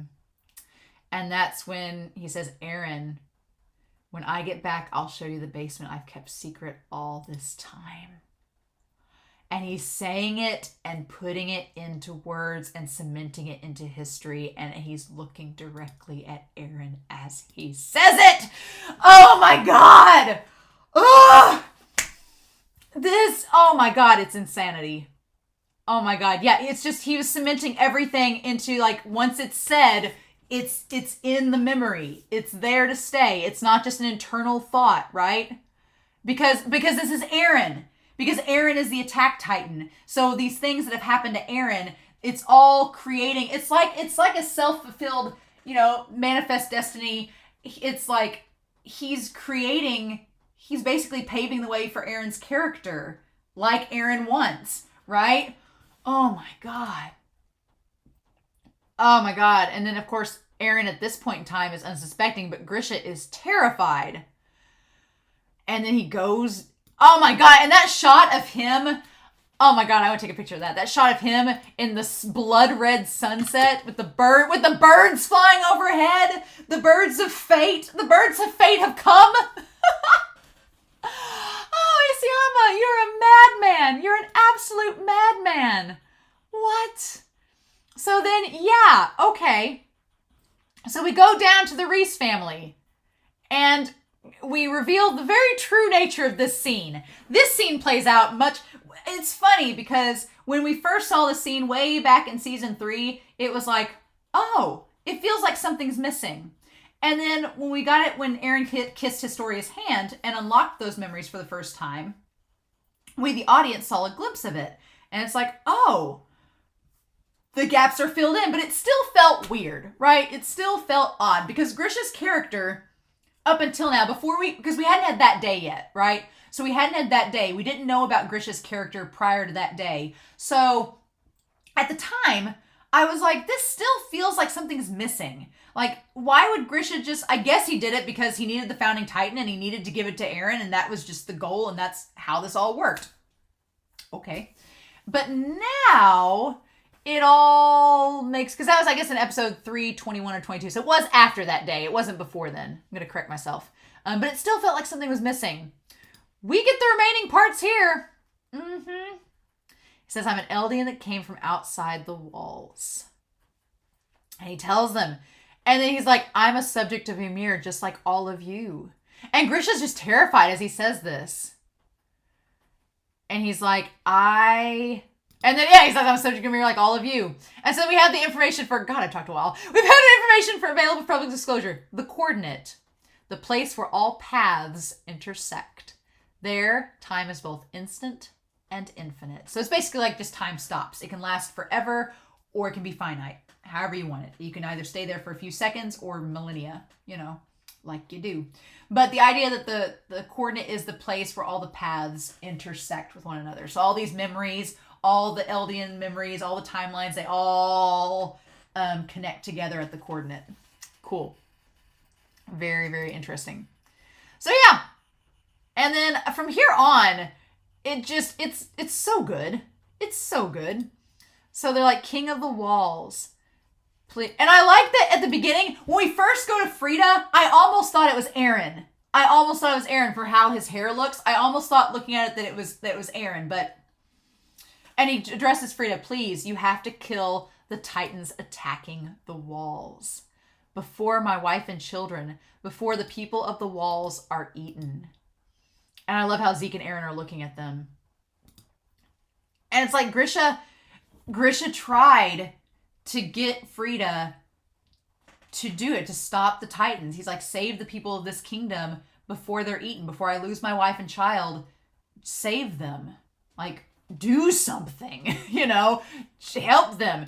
And here's the thing, a lot of you have said that once they inherit the founder titan, they are no longer who they are. They're just the founder. So a lot of you are saying like Uri is not Uri, he's just the founder in Uri's body. But I don't quite think that's true. I think that the founding titan the vow only kicks in when they try to go against the will of the king. And it's kind of like what Eren argues with Mikasa, right? Back in Savagery. I would argue that, if you say that Uri is only the founding titan in Uri's body, then that's kind of like saying that Mikasa is only her blood. And we know from Savagery, we know that's not true. We know that Mikasa has her own identity. She has her own being. It's just the blood influences her, or so we think, right? So it's kind of the same thing with Frida. Frida considers it. It shows Frida like sitting there contemplating like, that's clearly the right thing to do. But the moment she starts contemplating it, she still has her identity. She's still Frida. But the moment she starts contemplating it, then the founding titan kicks in and doesn't let her. It takes away her freedom. It takes away her free will. That's what Eren hates. And man, do we see it in this episode. I was like, oh, yeah, we see she thinks about it and she tries to like do something, but then her eyes change. And it's like the founding titan speaking for her and says, we mustn't escape our sins. Judgment day has come for the subjects of Ymir. Mm-hmm. And Grisha's like, oh my God, no. She says, when it comes to great power, people are weak. I love this. I realized something from the great Titan War. We mustn't allow the power of the Titans to fall into people's hands. If the founder's power falls again into weak hands, and Grisha's just like, then the world shall again become hell. To save the world, we must accept our sins and welcome our ruin. And here's the thing. Zeke says the girl and I are on the same page. That's what, I've been saying since a few episodes back. I'm like, Carl, Fritz, and Zeke are not totally the same. They're not totally the same. They're not. But they are similar. And they have the same end game. The same end game for both Zeke and Carl is that the Eldians are the ones responsible for this problem. And the only way for us to atone is to just remove ourselves from the equation. That's Zeke's logic, and that's Carl Fritz's logic. Now, the big difference is Carl Fritz was like, well, we're just going to sit here until our people die a horrible, horrible death. And we're not going to really do anything about it. That's Carl's plan. Zeke's plan is at least... I do think that Zeke's plan, for as much as I despise the serialization concept, I will admit that bias aside in the world of Attack on Titan, Zeke's plan does sound better logically than Carl's. Because Carl's is just like, we're just going to sit here in the walls until our annihilation comes. We're not going to defend ourselves. We're not going to defend ourselves. We're just going to let death come and take us. And we're just going to sit here and have no will of our own. We're just going to welcome death. And that's it. At least in Zeke's scenario, they are going to... Zeke does still believe that the Eldians need to perish. And they need to fall to ruin to stop the Titan powers from falling into weak hands and continuing the cycle. Zeke's thing is just, I want to eliminate the problem by having people stop having kids. They can still defend themselves, is what's basically the big difference. With Carl Fritz's plan, everyone's ignorant. No one can defend themselves. They're just a bunch of cattle in a pen, and people are just going to shoot the cattle from the top of the pen, and that's that. At least in Zeke's scenario, they will be able to defend themselves up until a point, and then they'll just die out. So there is a difference, but Zeke acknowledges that him and Frida are kind of in the same boat, right? But this whole family is slaughtered by Grisha. So he's like, I don't understand. You once said you saw this memory and were disgusted with him. And that's when Zeke's like, oh, was that a lie too? Here's the thing. I think that to tell a good lie, you have to mix some truth into it. I think that Eren was disgusted by him, but I don't think him is his father necessarily. Yeah. Eren is staring right ahead at Frida. No, Eren is disgusted by Karl Fritz and the Founding Titan just letting them sit there and die. That's what he's disgusted by. Because Grisha's like, my house is right where the wall was broken. Right? He says, I live there with my wife, my son, and my daughter. Like, he considers Mikasa his daughter. He's like, I live there with them. He's like, the people of the walls don't know about their ancestors' sins. They don't know because you erased all their memories. So yeah, that's the thing too. We talk about, this whole season has talked about historical debt and the idea about generational debt too. The people inside Parody have no clue about that. They've gone their whole lives knowing nothing because the Fritzes erased their memories. So like when Kaya asks Gabby in episode 11, she's like, I don't know anything about this. I know nothing about what you're talking about our ancestors, about them enslaving Marley. She's like, I have no clue. She's like, so you guys coming to kill us, what does that look like to us? Because we don't know what your side of the story is or any of the background too. So Grisha calls her out for it. He's like, what do you expect? And then he's like, you think the ignorant getting eaten by titans is atonement? Yeah, it's this idea, and I'm going to flip Whiteboard Coon over in a minute, but it's this idea about ignorance. If you're ignorant to the problem, if you are ignorant, you're not free. So there's that idea. But also, are you not free? But you also can't take responsibility.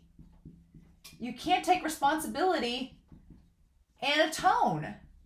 He calls her out. He's like, you expect us to atone when we know nothing about what's happened to us? He's like, my family has no clue what is going on. And you just think that our atonement is staying ignorant and just letting death happen? He's like, no. And so you get what Grisha is saying in this moment. And it's something Eren absolutely hates. And then Frida just says, no matter how much we repent, it won't bring back any of the lives that Eldians stole.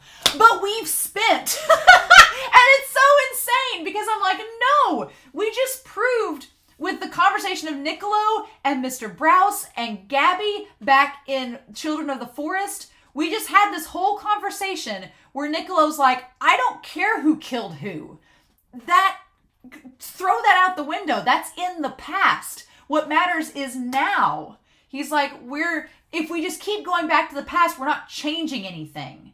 We're just going to cycle. He's like, but we have to think of the present and change the present. And if we change the present, then it will be different. But yeah, no. Frida's right. No matter how you repent, it's not going to change what happened, right? But if you only focus on the past and that, then what does that even look like? Then yeah, it's just this pit of despair. And there's no way to claw your way out of it. Oh my gosh. However, we can prevent more lives from being stolen beyond the walls. Right? And says, if we remain ignorant and accept the world's hatred, then it's only us Eldians who need to die. And Eren in the background being so pissed off is amazing. He's just like, it's like the antithesis of everything Eren stands for. He's like, no. Then it's only us. And that word, the phrasing, like, if we just remain ignorant and accept the world's hatred, then only us Eldians need to die. There's so many problems with that. And we've spent the last recap in the episodes talking about that, right? And Grisha looks over to Eren. That is so insane that he looks over to see Eren. Oh my God. And Eren is so angry. He's like, no, this is not freedom. This is not what I stand for. Absolutely not. Not having this. And then Frida says, it's pointless to try and persuade me. And even Zeke's noticing how mad Eren is. And even if you steal the Founding Titan from me, you can't. And he's like, I know I can't use the Founding Titan's powers. Grisha's like, I know that. And he knows that from Kruger, right? He knows it from Kruger. He knows it from Eren. Grisha's like, I know if I do this, I can't use your power fully. I get it. Right? Mm-hmm. And Frida's like, wait, what? And Zeke's like, huh? What? He's like, each of the 9 titans has its own special trait. Ah, oh my god. Oh my god, oh my god, oh my god. Okay, so I need to gather all these up. I was like, this seems like a good point to flip Rightboard Kun over. Because at this point, it's just like, oh my god, Grisha knew all along that he wasn't going to be able to use the Founding Titan's powers, and that wasn't the point. That wasn't the reason that he came. No. There's much more to it than that, my friends. All right, so each of the 9 titans has its own special trait. Okay, so I'm going to put them over here. We have our 9 titans. All right, we have the Beast Titan. We have the Founder. And you think I would have put the Founder first, but it's fine. We have the Attack Titan. We have the Female Titan. All right, we have the Cart Titan. We have the Jaw Titan. We have the Armored Titan. We have the Colossal Titan. Probably spelled colossal wrong. I think it's just one L. But, you know. So 1, 2, 3, 4, 5, 6, 7, 8. What's the other one? Oh, Warhammer. Yep. Warhammer. Fun times. So yeah, he's like, each of the 9 titans has his own special trait. And you get the thing with Jaw. Jaw's pretty straightforward. You get Cart. Cart's pretty straightforward. The female titan is pretty versatile. I would say the female titan's versatility is its big thing. The colossal titan is just straight up power, right? It's just straight up, it's a nuke. It's straight up power. The Warhammered Titan is its armor. Obviously, it's shield. The Armored Titan is the Warhammer is its hardening ability. All right. The Jaw Titan is its speed in its jaw itself. The Cart Titan is its endurance. I almost put dexterity, but I'm going to put endurance. It's endurance.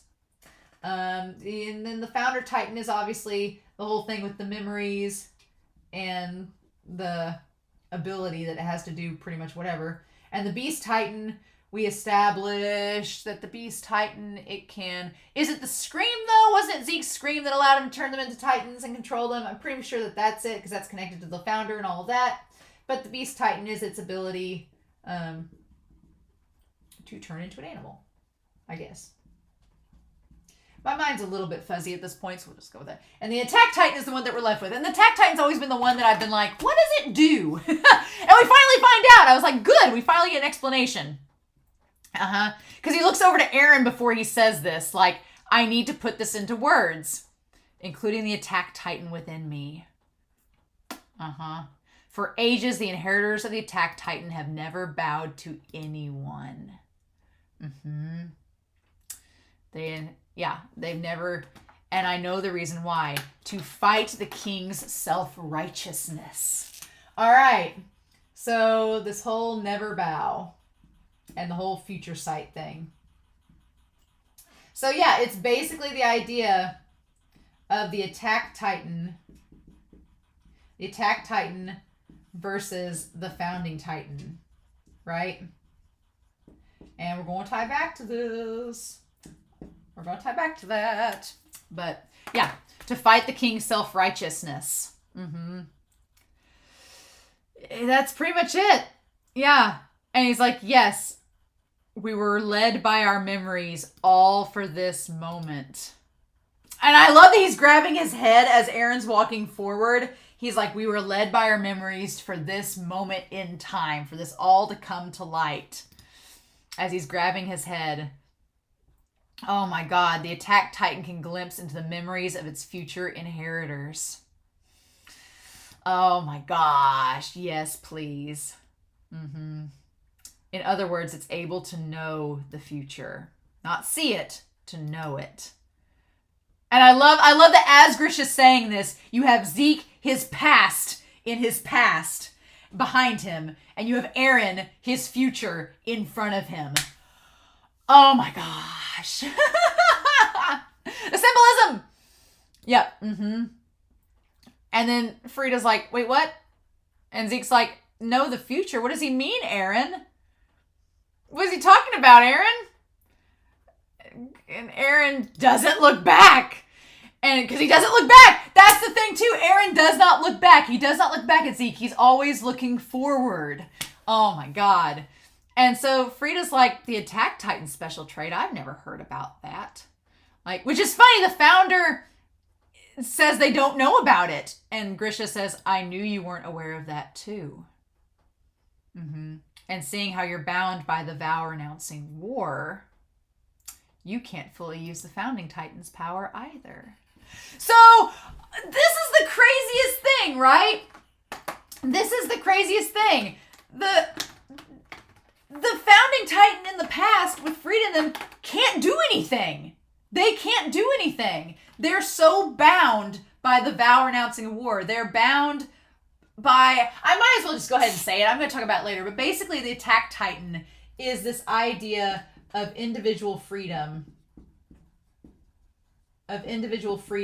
Versus society. You could say civilization.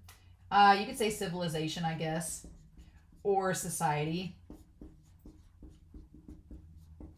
Or societal. And we're going to call them chains. Or walls. But yeah. So the Attack Titan, he's like, yeah, you're bound by the construct here. You're bound by what's been put in place for you that you are wholly committed to. So you can't do anything about it. You can't use your power to the full extent, but I can. So, oh my God. This is where I eat the founder and end the royal bloodline. But we don't know about Historia. So it's interesting. It's interesting that Grisha doesn't know about Historia at this point. That's the funny thing. That Grisha doesn't seem to know that Historia exists. So, That is curious. I don't know next episode if we're going to touch base on that. This isn't over. I feel like the episode ends and there's still more that Eren has to tell us. But he says he ends the royal bloodline, but we know as the audience that Historia is still part of the royal bloodline. So, and Eren knows that Historia is part of the royal bloodline, but Eren cares about Historia. So, what do we do with that? That's interesting. Because if Eren's come from the future to Grisha to impart these memories on him as the predecessor, then he knows that Historia exists. So it's going to be interesting to see why Grisha doesn't go and find Historia after this moment. Why Eren doesn't implant those memories in him in the past like he does here. What's Historia's purpose in Eren's agenda? That's the question. How does Historia fit into all of this? And so he pulls out the scalpel. He says, the future is already decided. And she's like, what? And she tells them to run. And he goes to stab his hand. And she goes to attack him. And this is the amazing thing. This is the amazing thing of it. Is that we have this moment. And I'm going to end up probably erasing all of this. So it's fine. But we have in this moment with Grisha, right? So we have in this moment with Grisha. He is saying that the future is already determined. Like the future has already been set in stone because of the Attack Titan, right? Because of the Attack Titan. Okay? Future's already determined. So he's just doing what he has been told to do to keep that future going. But Eren's already basically decided this, right? Because Eren's always right. So, but what's interesting about this moment is that Grisha hesitates. Grisha sees the children. He sees children and he hesitates, right? He doesn't want to kill the kids. And you know what? That's funny. You know why that's funny? Because in the last episode, Colt was like, Zeke, you don't seem like somebody that would hurt children. And he did! So it's like, it's the most insane thing that, it's so insane that he hesitates. He hesitates and he drops the scalpel. And he's like, no, I can't. And she is about to bite her hand. And he's like, I can't. He's like, I can't do it. And Zeke's like, He makes a choice. He says, I can't kill children. And I'm a doctor who saves lives, not take them. And Zeke's like, but Grisha is supposed to take the founder and slaughter this family. It's like, and I kept thinking that maybe Zeke would go back to that moment where Colt was like, I didn't think he'd be somebody that would slaughter children, and he didn't slaughter him, he turned him into Titans, which, how different is it? But yeah, and Zeke's like, wait, he didn't do it like you said. What? And he's like, the past can't just change. And Eren, oh my God, he's like, what are you doing, Frida? And here's the thing. In this moment, Grisha, he hesitated and said he didn't want to do it. He couldn't kill children. No. And Frida is just looking down at him like, oh, what do I do in this scenario? And you know what sucks? Rod Reese. In this moment, Rod says to kill Grisha. But it's not just Rod. All of them. Everyone agrees. Even the kids. It's just they've been drug into the forest, right? Rod's like, the founder is unmatched. Kill him. Get rid of him. And Grisha's just like, oh, God. And then he says, and then the son says, don't let him leave this place alive. And the little kid says, hurry up and kill him, sis. Our paradise will be destroyed. Frida, you've got to protect us. Like, they're just forcing her to do it. But the fact of the matter is, even those little kids, like, earlier on in season 3, those kids are framed up as being innocents. Like, oh gosh, but they were just like, kill him. Like, they were fully ready for her just to assault and destroy this man, not talk with him anymore. Like, he basically just said that he wasn't a murderous person. He didn't want to kill them. But then they were all like, no mercy, right? Which is funny because the whole thing with King Fritz is like this vow renouncing war that I'm going to be peaceful. But yet Rod Reese and all of them are like, kill him, you know? So it's funny that you could just see Frida looking so conflicted, like, I'm not supposed to hurt anyone. We're supposed to have this paradise and seek peace, but everyone around me is advising me to commit this act of violence. And it's so interesting.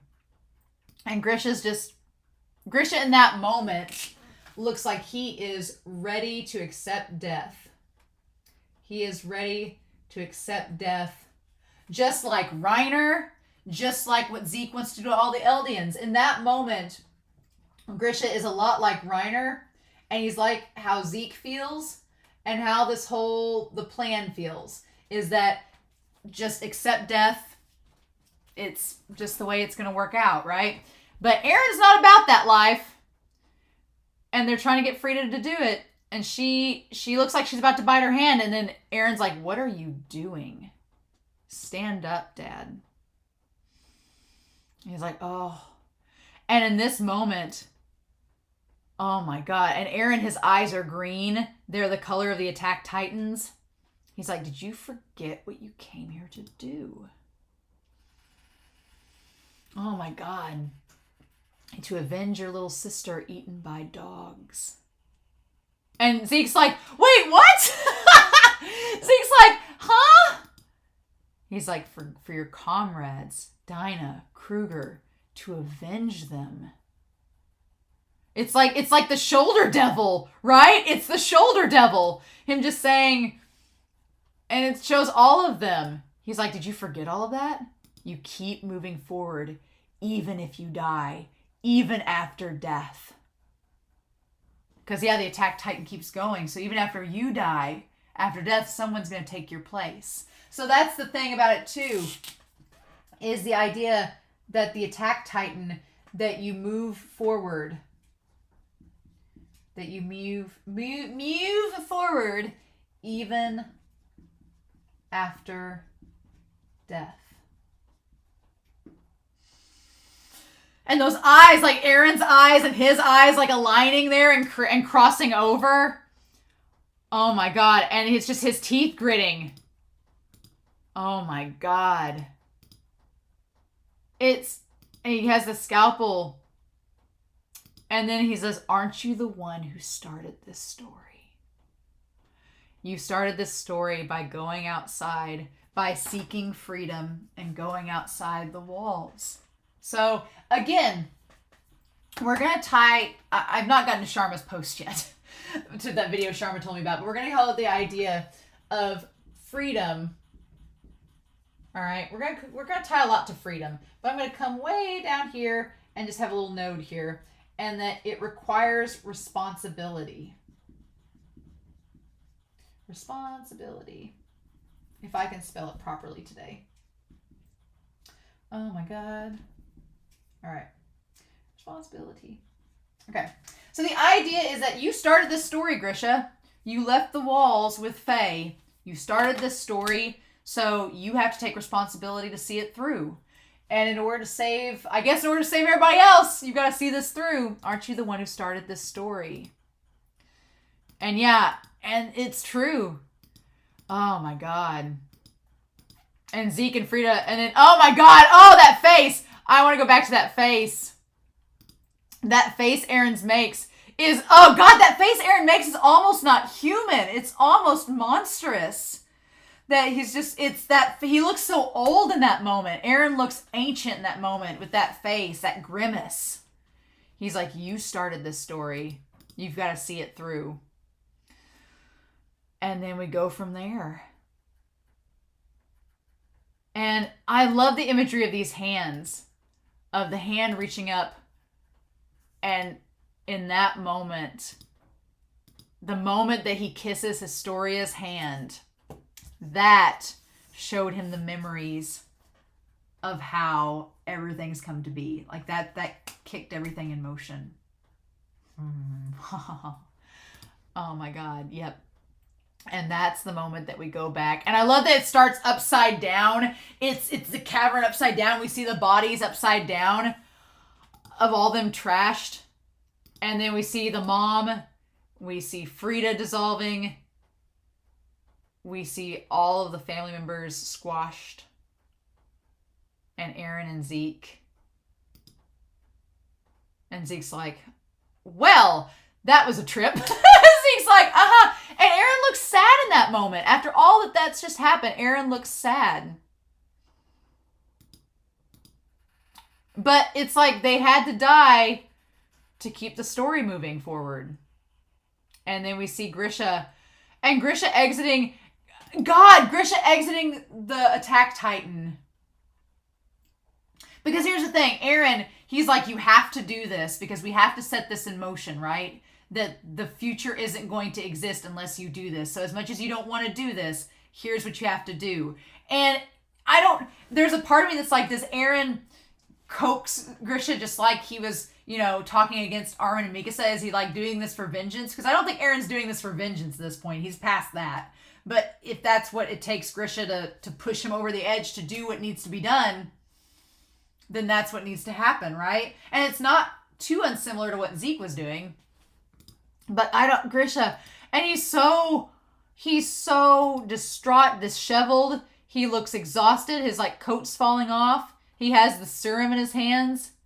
And he goes crazy. He's like, I killed them. Even the little kids with my own hands. And he just loses it. He's like, Eren, I killed the Rhesus all but their father. And he's like, are you happy now? Is this what you wanted? Will Eldia really be saved because of this? So Eren told him to spare Rod. Spare the rod, right? Isn't that funny? Spare the rod, that phrase? Just a little pun, play on words. So Eren basically told him to spare Rod Reese. So we're going to put this down here. That what he's implying is that Eren said to spare Rod. Which, again, that sets everything in motion, right? Because Eren, in order for all of this to activate, in order for all this to come full circle, he has to kiss Historia's hand. Historia can't become queen if she doesn't exist. She won't exist unless Rod's there to tell Kenny not to kill her. Because Kenny was planning to kill her and then... who knows? So, which that's funny too, because I don't know if Kenny... Well, here's the thing. It's not preventing Kenny from killing her necessarily. That's not true. he needed Rod to be alive to get Eren to the chamber to have all this stuff happen. So if Rod had died, then there wouldn't be a royal family. The Reese family would have all been dead, but at the same time, they may not have realized who Historia was unless the mom fessed up. And so there was a chance history could have been altered. So no, this was all... Will Eldia really be saved because of this? And he's got the syringe with the serum. He took it from down there. Why won't you show me everything? Oh, the wall being destroyed. The day it happens. If Carla is safe, was this really the only way? So there's a lot to unpack in that moment, okay? So Eren, Grisha has only been shown parts of the future, right? And he asks for, he wants Eren to show him specific things he has not seen. And that is the wall destroyed. He says, what does he say there? He's like, I why won't you show me certain things? He asks, okay, I gotta go back just a little hair more. The day it happens. Okay, so the wall destroyed. The day it happens. If Carla is safe. Okay. Yeah, he's like, was this really the only way? All right.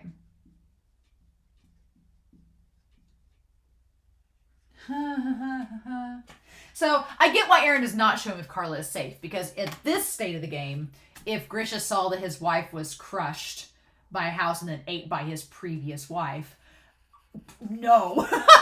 So you could argue that Eren maybe spared Grisha a little bit, because if Grisha saw that his current wife, was eaten by his former wife, turned into a Titan because of him, yeah, that's probably the cruelest thing you could have done, Eren, if you had done that. So I'm glad you didn't do it. To give Eren credit, he didn't show his father that horrific nightmare that would probably have haunted him in the afterlife. So good on you there, Eren. But yeah, so the future that he has not seen, that Eren has not showed him. So there's three things here that are mystery boxes that are interesting. He's like, Eren, why haven't you shown me why haven't you just shown me the wall's destroyed? Why haven't you shown me that? Why didn't you show me the day it happens? Was this the only way? Those three questions are huge. Like, we haven't seen the wall destroyed yet. We don't know when and where it's happening. And was it the only way? Was this the only option? Those are pretty significant, I feel. And I feel like Grisha asking about them is very important. And I feel like Eren, in part, has not shown Grisha this because he doesn't want Zeke to know about it. Partially. And also, maybe there are multiple answers to these questions. And supposedly the future is already determined. But then why hasn't Eren showed him that? So maybe the answer is just too much. And we don't want Grisha to know. Oh my God. And then he looks up. He's like, you're there, aren't you, Zeke? Oh my God. And Zeke is horrified. He is like, my father is like mentally just breaking down like I've broke down. Zeke, oh my God. He's like, from here on, things won't go your way. Only Eren will get what he wants. And I feel like he's cementing that into the future too, right? Everything Grisha says is somehow tied to the future and somehow tied to the timeline. So the fact that he said, why won't you show me, Eren? For sure. Because maybe it's not totally set in stone yet, right? Maybe it's not totally set in stone. Maybe Zeke is a factor in all this. And so Eren can't show him yet because Zeke's there. So if you think about it, the answers to these questions, maybe Grisha finds out when he meets up with Eren to give him the injection. Maybe he finds out with Eren and Keith back from the events of episode 2. Because by that point, because Grisha is a disheveled mess in this scene. Like, he is a disheveled mess. And but when he goes to find Keith, he's a little bit better off than this. And then when he tells Eren, he's like, you have to do this. I'm like, was Eren over your shoulder as you injected the younger version of himself? Was that the case? I'm assuming maybe we'll find out next episode. I don't know. But was Eren there when you injected him with Keith? Was that a thing? But maybe he finds out in the span of him by the time he gets to Eren, maybe he's found out those answers. Maybe Eren has shown him by then. And maybe that increases his resolve. I don't know, but he tells Zeke, he cements it into the timeline that to Zeke, he says, things are not going to go your way. Only Eren gets what he wants. Okay. Like, you're not going to be influencing his fate. Oh my God. And Zeke's like, what did you say? He said, I saw Eren's memories of what comes next, but I never imagined it would be so terrible. So, something terrible is coming. Something wicked this way comes. Okay. Something terrible is next, and I'm going to talk about what I think it is here in a minute. I've been teasing y'all this entire time, but I wanted to wait till the end of the episode to get to it. And then he's like, Zeke. And so he actually sees him. So I guess he was thinking that maybe Zeke was just a figment of his imagination. He was so distraught at this point that he thought it was another dream. But then he actually sees, like, is that you? How you've grown. He's like, I'm sorry. I was a terrible father. And he just laments. He's like, he tells him how the things he did to him was cruel. He's like, I did all these awful things to you. And he hugs him. He actually hugs him. And he says, Zeke, I love you. As he cries, if I had only spent more time with you. And just hugging Zeke as he's like steaming, and Zeke's like, oh my God. And Zeke, God, this whole thing. And Zeke starts to tear up that was like the one thing he wanted from his father was for his father to love him. And he gets it. And Grisha hugs him and tells him he loves him. The one thing he wanted. More than anything. And he's like, Father. And he's like, Zeke. And he says, please stop Eren. Oh my God. And then you see Eren in the shadows. Oh my God. And we see Eren with that face in that jacket, in like the Survey Corps, the military jacket, with the same grimace that he had when he kissed Historia's hand. And Zeke gets knocked back into the coordinate, back to the paths. And now, how the tables have turned. Zeke looking absolutely terrified of Eren with his and Eren still has the shackles on. Okay. Eren still has the shackles. Oh my God. Want to get a picture of that. And so, yeah, Eren's just looking down at him. And he looks just that face like, oh, you were going to fix me, huh? You were going to fix me when this episode started, right? I'm like, did Eren try to fix you, Zeke? So, oh my God. Okay. Oh my God. Okay. So here's the thing. Here's the thing in all this. All right. So I've been teasing Sharma's whole video this whole time. So this video, Freedom Isn't What You Think. The Attack on Titan video. It's like 40 minutes long. It's great. It's wonderful. I'm really glad you recommended that video. It was a lot of fun. It only covered seasons 1 through 3, which I was grateful for. I didn't want any season 4 spoilers. But the whole point, I made a lot of notes on here, right? That the whole point about this video is it's talking about the different iterations of freedom and how Isayama is weaving this concept of freedom into the story of Attack on Titan. And I'm just going to do the abridged version. If you want to go see the 36-minute long video, I highly recommend it. It's really good. It covers a lot of things, but I'm going to give you my abridged highlight reel of things I found interesting from it. So one thing in all of this is the concept of freedom in the shadows. And if you notice, Eren is in the shadows a lot in this episode.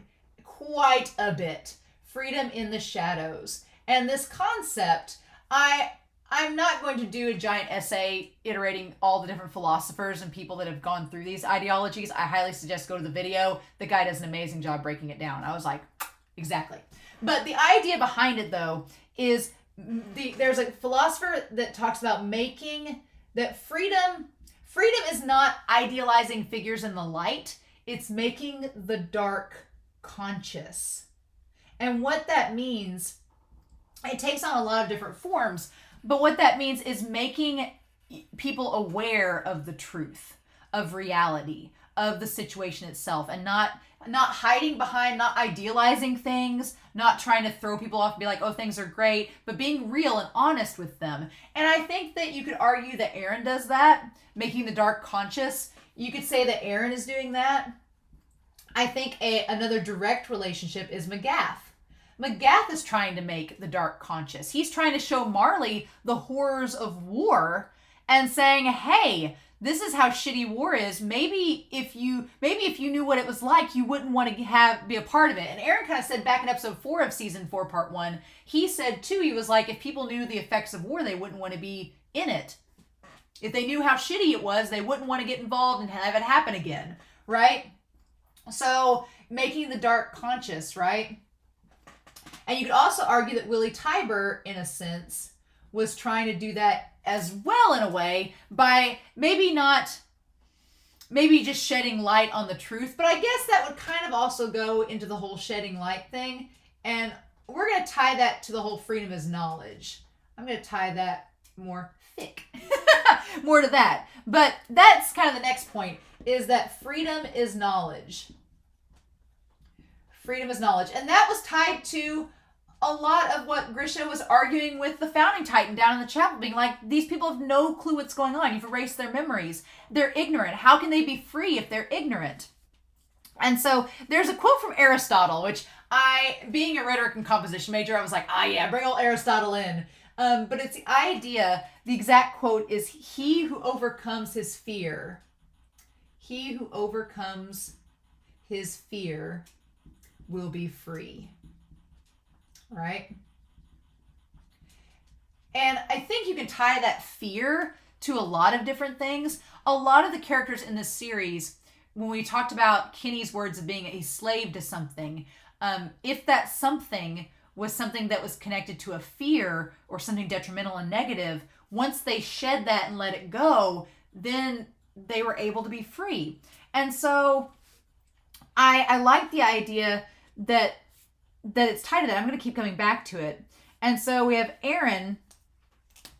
Eren is the resentful. So here's the thing that I'm going to tie this whole idea of individual freedom. I'm going to move it over here. There's lots of concepts in this video, and they're kind of all over the place. The video is much more organized than this is, but my mind, I've been talking for 2.5 hours, so here we go. But Eren, and this kind of ties back to what Demak said, but Eren's whole notion in this, and I'm looking at my horrible notes, is that he is resentful.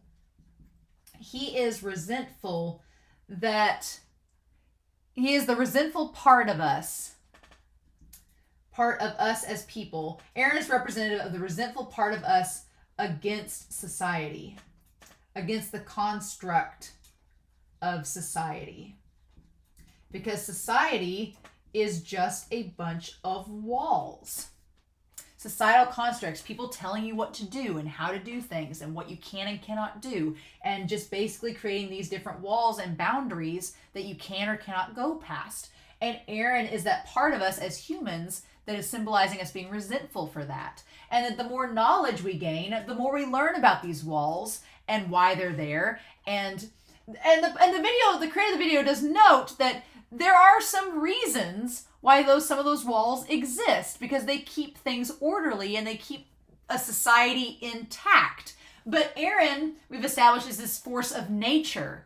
Eren is this force of nature that hates that concept. He's like, no, we don't need any walls hindering us from being free, because we were born without walls. So it's just the older we get, the more we're enchained by these restrictions given to us. But they're just restrictions that are just made up by people. They're not anything concrete, right?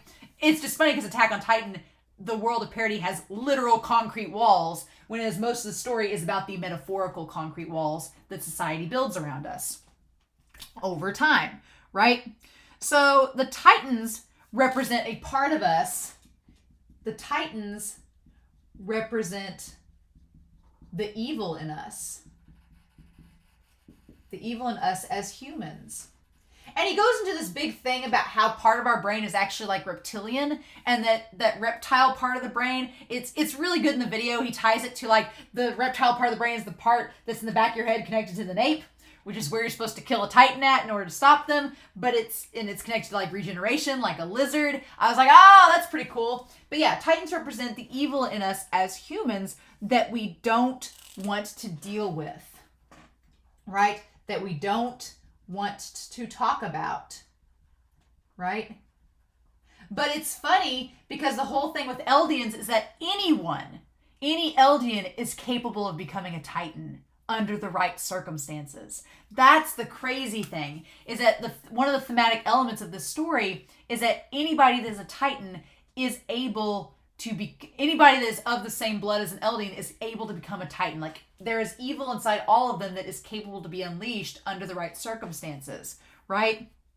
And so I like this connection too. It wasn't in the video, but watching it, I was like, oh, they said the phrase above and below. And I was like, that's the name of the 16th episode, Above and Below. I was like, oh, we're tying this. And the idea behind that is that the idea that humanity and Titans are the same, right? They're the same. So it goes back to what McGaff was telling Willie. He's like, yes, Eldians are spawn of the devil, but so are we. We're no different.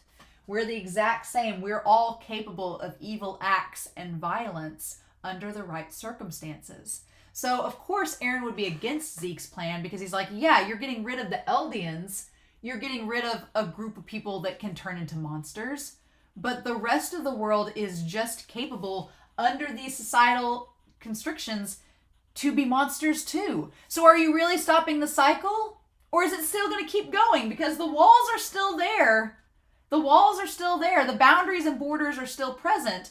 You've just taken one group of people off the map, but the rest are still there and the cycle's still going. And like we talked about in the recap and stuff, the era of the Titans are ending.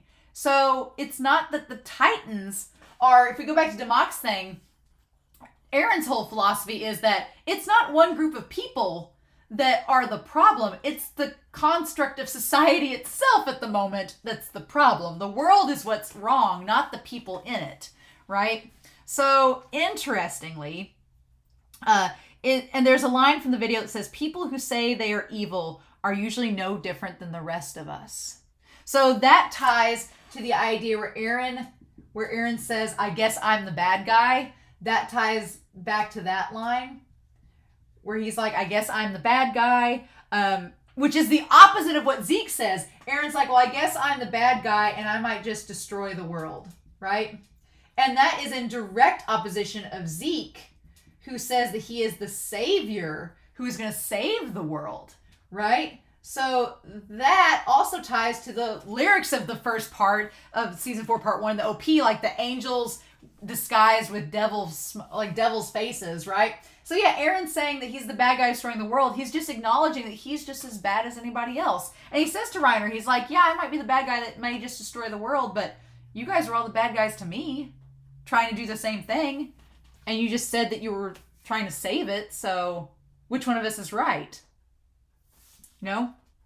And so we then have this concept of freedom as selfishness, which I wanted to bring up. The idea of freedom as selfishness. And I really liked this part of the video because it connected to Kenny's words. And it was talking about the idea that one person's freedom, one's freedom is another's slavery. All right? I liked that. One's freedom is another's slavery. So the people of Marley being free means that Eldia is oppressed. And the people of Parody being free means that the rest of the world might be oppressed. So what do we do with that? And so they talk about how I love this idea though, that selfishness, because they say how in most literary examples, selfishness and hubris is viewed as a bad thing. And Isayama kind of turns it on its head. And I like this phrase from the video that says selfishness is not productive or destructive until there's an outcome. Until we see the outcome. Which is interesting. That being selfish, it's basically no regrets, right? Levi's words are, you choose to fight for yourself, you choose to fight for others, you choose whatever decision you make. It's your decision. It is your selfish decision to do what you think needs to be done. And you won't know if it was a good or a bad decision until you find out the outcome. Maybe it'll be good. Maybe it'll be destructive. You won't know until you make the choice, right? But it's your choice to make. And that ties back to Eren's conversation with Falco in episode 4 of season 4, back in episode 4, From One Hand to Another. It's in Door of Hope. In Door of Hope, he tells Falco, he's like, those who understand this freedom, they can see beyond the walls that are restricting them. They can see what's beyond. And so maybe there's hope. Maybe it's productive. Maybe it's destructive and it's another hell. But we won't know until we move forward and find out. So it's kind of what he was trying to tell Falco in that moment, tied to that idea. The paradox that they talk about in the video is that what Kenny said, we're all owned by something. Like the paradox of it all, and I realize I'm going to need to flip Whiteboard Kun over again or erase something. The paradox is we are all, and they didn't say we're all slaves to something, but we are all owned by something, right? The paradox is that we're all owned by something, and that freedom, even freedom itself, enslaves us to something, right? Even freedom itself, we can't escape the reality that the reality is that we are all going to die. Once you're born, you are doomed to die. That's going to happen regardless. It's an inescapable fact. And they talk in the video about how a lot of the deals with freedom is just creating this illusion, whether it's, like Kenny talks about, whether it's drinking, whether it's children, whether it's religion, whether it's women, like you create an illusion to help you get by and survive until that moment. But it's an illusion nonetheless. It doesn't change the fact that you will die. It just is something you cope with for that moment. And you kind of argue that the power of the Titans is kind of like that too. It limits your span to 13 years, but having all this power does not change the fact that you are going to die. It's still going to happen. It's just you have this now giant power to do whatever you decide. Are you going to be productive with it or destructive with it? It doesn't change reality, but it's still part of the inevitable fate and the paradox that even though Ymir gained this freedom and this second life, it didn't change the fact that she was going to die. So it's interesting that we're all just trying to escape the reality of death by whatever we need to use to get by. And so I like in the video that they're like, well, if you think that way, if everybody's doomed to die, then the conclusion you would assume would come next would be nihilism, right? And I like that the video touches on that because that would seem to be, and I'm going to erase this, that would seem to be the case. But the video argues that no, nihilism is not the end result of that logic. And that's kind of been the big mystery box with Eren. Because you think, okay, well, if Eren, maybe he would go along with Zeke's plan, even though we as the audience know that fundamentally Eren's been his character's been against that from the start. A part of you would think, well, as Eren's gained more knowledge over the course of the series, maybe he would start to agree with Zeke. But no, the video argues that it's not nihilism. That freedom is not attainable. That is the thing. freedom, and I loved this. This part of the video is probably my favorite. Freedom is not attainable, but it's not nihilism. Zeke takes that notion that freedom is not attainable and he transfers it to nihilism, right? That's what Zeke does. Zeke says, well, there is no way that we are going to be free. There's no way. He's like, none of these other options on the table are going to work. We're not going to be able to negotiate. We're not going to be able to create diplomacy. It's just, nothing's going to change. The cycle of violence is going to continue. So what's the point? What's the point of living if we're just going to continue to suffer and create future generations that will suffer too? So he kind of falls into that nihilism space where he's like, nope, freedom's not attainable, so let's just take us off the equation.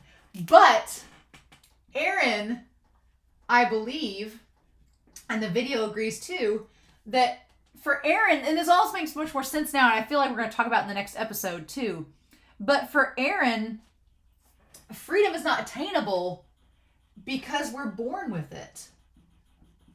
We're born with freedom. We already have it. It's just society and the walls surrounding us are preventing us from expressing it and using it. We're born with freedom. We are special because of our birthright.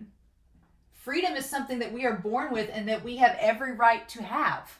Like, it's not something you attain. It's not something you get. It's not something that you work for or fight for. It's you already have it. You already have freedom, right? And so I love this. I love Chuck Palahniuk. The video quotes Chuck Palahniuk. If you've not read Chuck Palahniuk, he writes Fight Club. He also does like short stories. Some of my favorite Chuck Palahniuk stories are from like the second person point of view. There's one where he like embodies its second person point of view, and it's like of a woman in a massage parlor. He's a very weird novelist. His writing is very odd, but I love it. I love Chuck Palahniuk. And this quote from Fight Club is saying, it's only after we've lost everything that we're free to do anything. I love it. I love it. I love it. And so as soon as I said that line in that video, I was like, oh my God, yes, savagery. I want to tie it back to savagery. But it's basically Chuck Palahniuk saying that only after we have lost everything can we do anything. All right?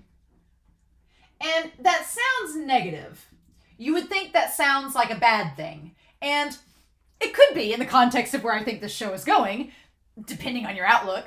But I think what Chuck Palahniuk is trying to express is that until we shed this construct and all the chains and walls that are limiting our freedoms, until we get rid of all that nonsense, then we're not going to be able to do anything that we want to, right? And like the video says, there are reasons for some walls to be in place. If you're going to be part of a society, then yeah, you kind of need a structure. It's important so that you're not just devolving into chaos. But when you do that, you do restrict some freedoms. Is that a bad thing? It depends on your outlook, right? It depends on how you view that. Christopher Peterson talked back in the last video, the idea that relationships involve some construct and walls, and there is give and take there. The question is it worth it? It depends on how you feel about it, right? Are you willing to compromise that? That's up to you, right? But I thought in this moment, I thought of Levi and I thought of Eren in Savagery, right? In Savagery, episode 14, I thought of the two of them. And with Levi, it's very physical and visceral in that Levi loses everything in that moment. He loses his comrades. He's lost touch with his sense of hope. Like, what are we fighting for? What is this? Levi as a character has lost everyone near and dear around him. Like, he seemingly lost everyone. And so in that moment in Savagery, he's like, well, I've lost everything, so I guess I'll just do anything at this point, right? I guess I can just do anything. And Eren, I feel like he shoves Armin and Mikasa away because he's like, I need to get you away. You are a wall to me right now. I'm trying to do this mission, and you are a wall to me. And until I get you out of the way, I can't do anything that I want to do. Now, the problem that complicates all of this is, again, Isayama has said that Eren is a part of him that he doesn't want to admit exists. Because there are some problems with that. And we've talked about this in episode 14, that the things Eren does and says have consequences, and they're not necessarily positive ones. The things he did to Armin and Mikasa will probably not have great consequences for him. But to him, he can't do anything, the things that he needs to do until he sheds that away. So, I mean, that's a choice, right? And so there's this idea of internal freedom, which leads to external freedom. So there's kind of a contradictory element to that. There's this idea of internal freedom, which leads to external freedom. Okay? And I would say that unlike Eren, this is where it gets a little bit different, because unlike Eren, to an extent, Eren is internally trying to free himself, but I think the ones who have really been doing that so far this season have been Gabby and Falco, and who else did I write on here? Levi. And I guess I'll include Eren too. But I really think it's more Gabby and Falco have been doing this internal freedom than Eren and Levi necessarily. Gabby and Falco, over the course leading up to episode 18, had been slowly realizing all of the walls that had been built around them and how the ideologies they grew up with had been basically shackling them. And over the course of this season, they've slowly... Like, Falco was trying to do it from episode 1. Like, he was trying to figure out how to break himself away from the conflict from episode 1. But Gabby's been like a more realistic, slow, methodical take on it. And by episode 18, I argue that they do gain some internal freedom because they both let go of what's been holding them back. They shed everything so that they can do anything. Like, Falco's like, I need to just confess everything now so whatever happens, happens, and I can do it with a clear conscience. And Gabby, in her mind, like not killing Niall and preventing Colt from doing that, it was a moment where she realized that these people on this island aren't devils. They're the same as us.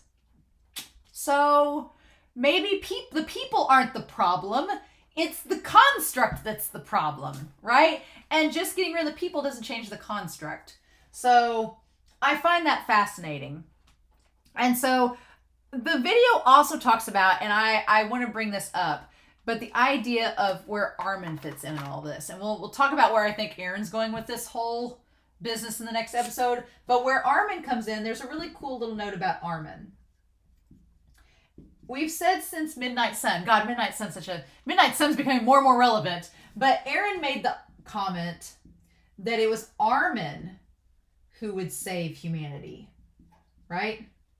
That it was Armin who would save humanity. And the video argues in Armin's case that Armin is this concept of unbridled freedom.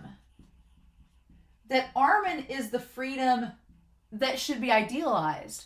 That the idea is that he makes the comment that in order to save the world, he's going to save humanity. And the idea that Eren and Mikasa, I'm going through my notes here. Eren and Mikasa in episode 312, right before part 2 of season 3, Eren and Mikasa, they're having the conversation outside the pub with Armin. And the video comments that Eren and Mikasa are focused on the was and what could or should be. So it's funny in that moment. The video doesn't talk about this exactly, but knowing what we know from this episode, Mikasa is all about the past in that conversation. She's about the past. She's like, well, we can't change what's happened. Like, what has been happening in the past? Like, are we ever going to go back to that and go back to that what has happened previously? Eren, in that conversation, is thinking about the future, which ties to the Attack Titan. I was like, oh my God. Thinking about this episode and watching that video right before this, I was like, oh my God, yeah, of course Eren's talking about the future in that conversation because he's an Attack Titan. All he's thinking about is the future, right? But Armin, in that episode, is talking about the present. He's talking about the is, like what is happening right now. And then the video essayist points that when they get to the sea at the end of the episode in 22, that Eren, his focus is on the horizon and onward, right? It's focused on the future. Armin, during that scene, is looking at the ground into the actual ocean. And that's where he finds the shell. And I love that concept because it's the idea that Armin Armin sees the forest for the trees. He sees the things that are there in the present, and he's like, hey, this is what the world is. Yeah, there are walls and all this construct, but we can still do things within those walls and have freedom within it, right? We can do little things, like trivial things that make us have freedom, things that we can choose and do. And so Armin, in that case, he sees the ground, and he sees what's in front of him that he can change now that will impact things to come. Whereas Eren just looks forward and he just sees the future, but he's missing the ground. He's missing the ocean that's right in front of him, and he's too focused on what's ahead. He's not thinking of what's here in the now. And that's so interesting. And so the idea is basically that we've had freedom from the start. We just create these walls and we create these restrictions on ourselves that make us forget that. And then we wonder, why aren't we free when we've been free all along? And the video notes how Eren constantly seems to kind of forget that, yeah, no, you are free. And then he remembers it, that you are free. It just, there's all these societal problems that are preventing you from expressing that freedom. And so, be happy. I'm going to bring up be happy. Be happy noted the idea that the scarf that Eren gave Mikasa is in some ways,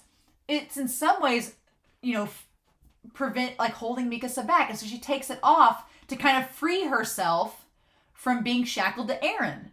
She's been shackled to him, like, metaphorically, trying to protect him her whole life. And by taking out the scarf, that's been the representation of that. And so she's trying to just prove that she is free. So where do we go from there? Because that's my notes. So where we go from there is, what do I think Eren's going to do with all this? Well, the ED kind of gives us an idea too. And you can kind of take this for what you will. But I have an idea of what Eren is going to do. So yeah, so the idea, and I don't disagree with you, Demak. I think you're spot on the money.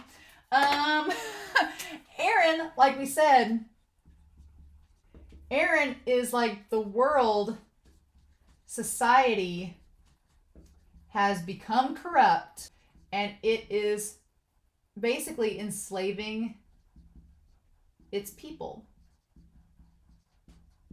All right? It's enslaving its people. He's like, we've tried all these different options, and no one is willing, because of the societal constructs in place and the fact that no one is willing to change them, no one is willing to change the wheel, no matter what we do, it's not seeming to work, and people are still being enslaved by various means. And it's because people are not willing to change the wheel. They're not willing to come together and talk. They're not willing to stop the corruption, right? And he believes that people are born free or with the right for freedom.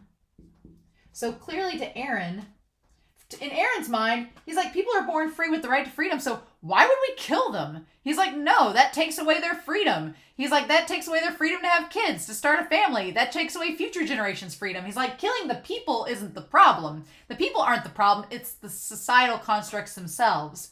So, if we go by that logic, then the solution would be that we tear down the walls.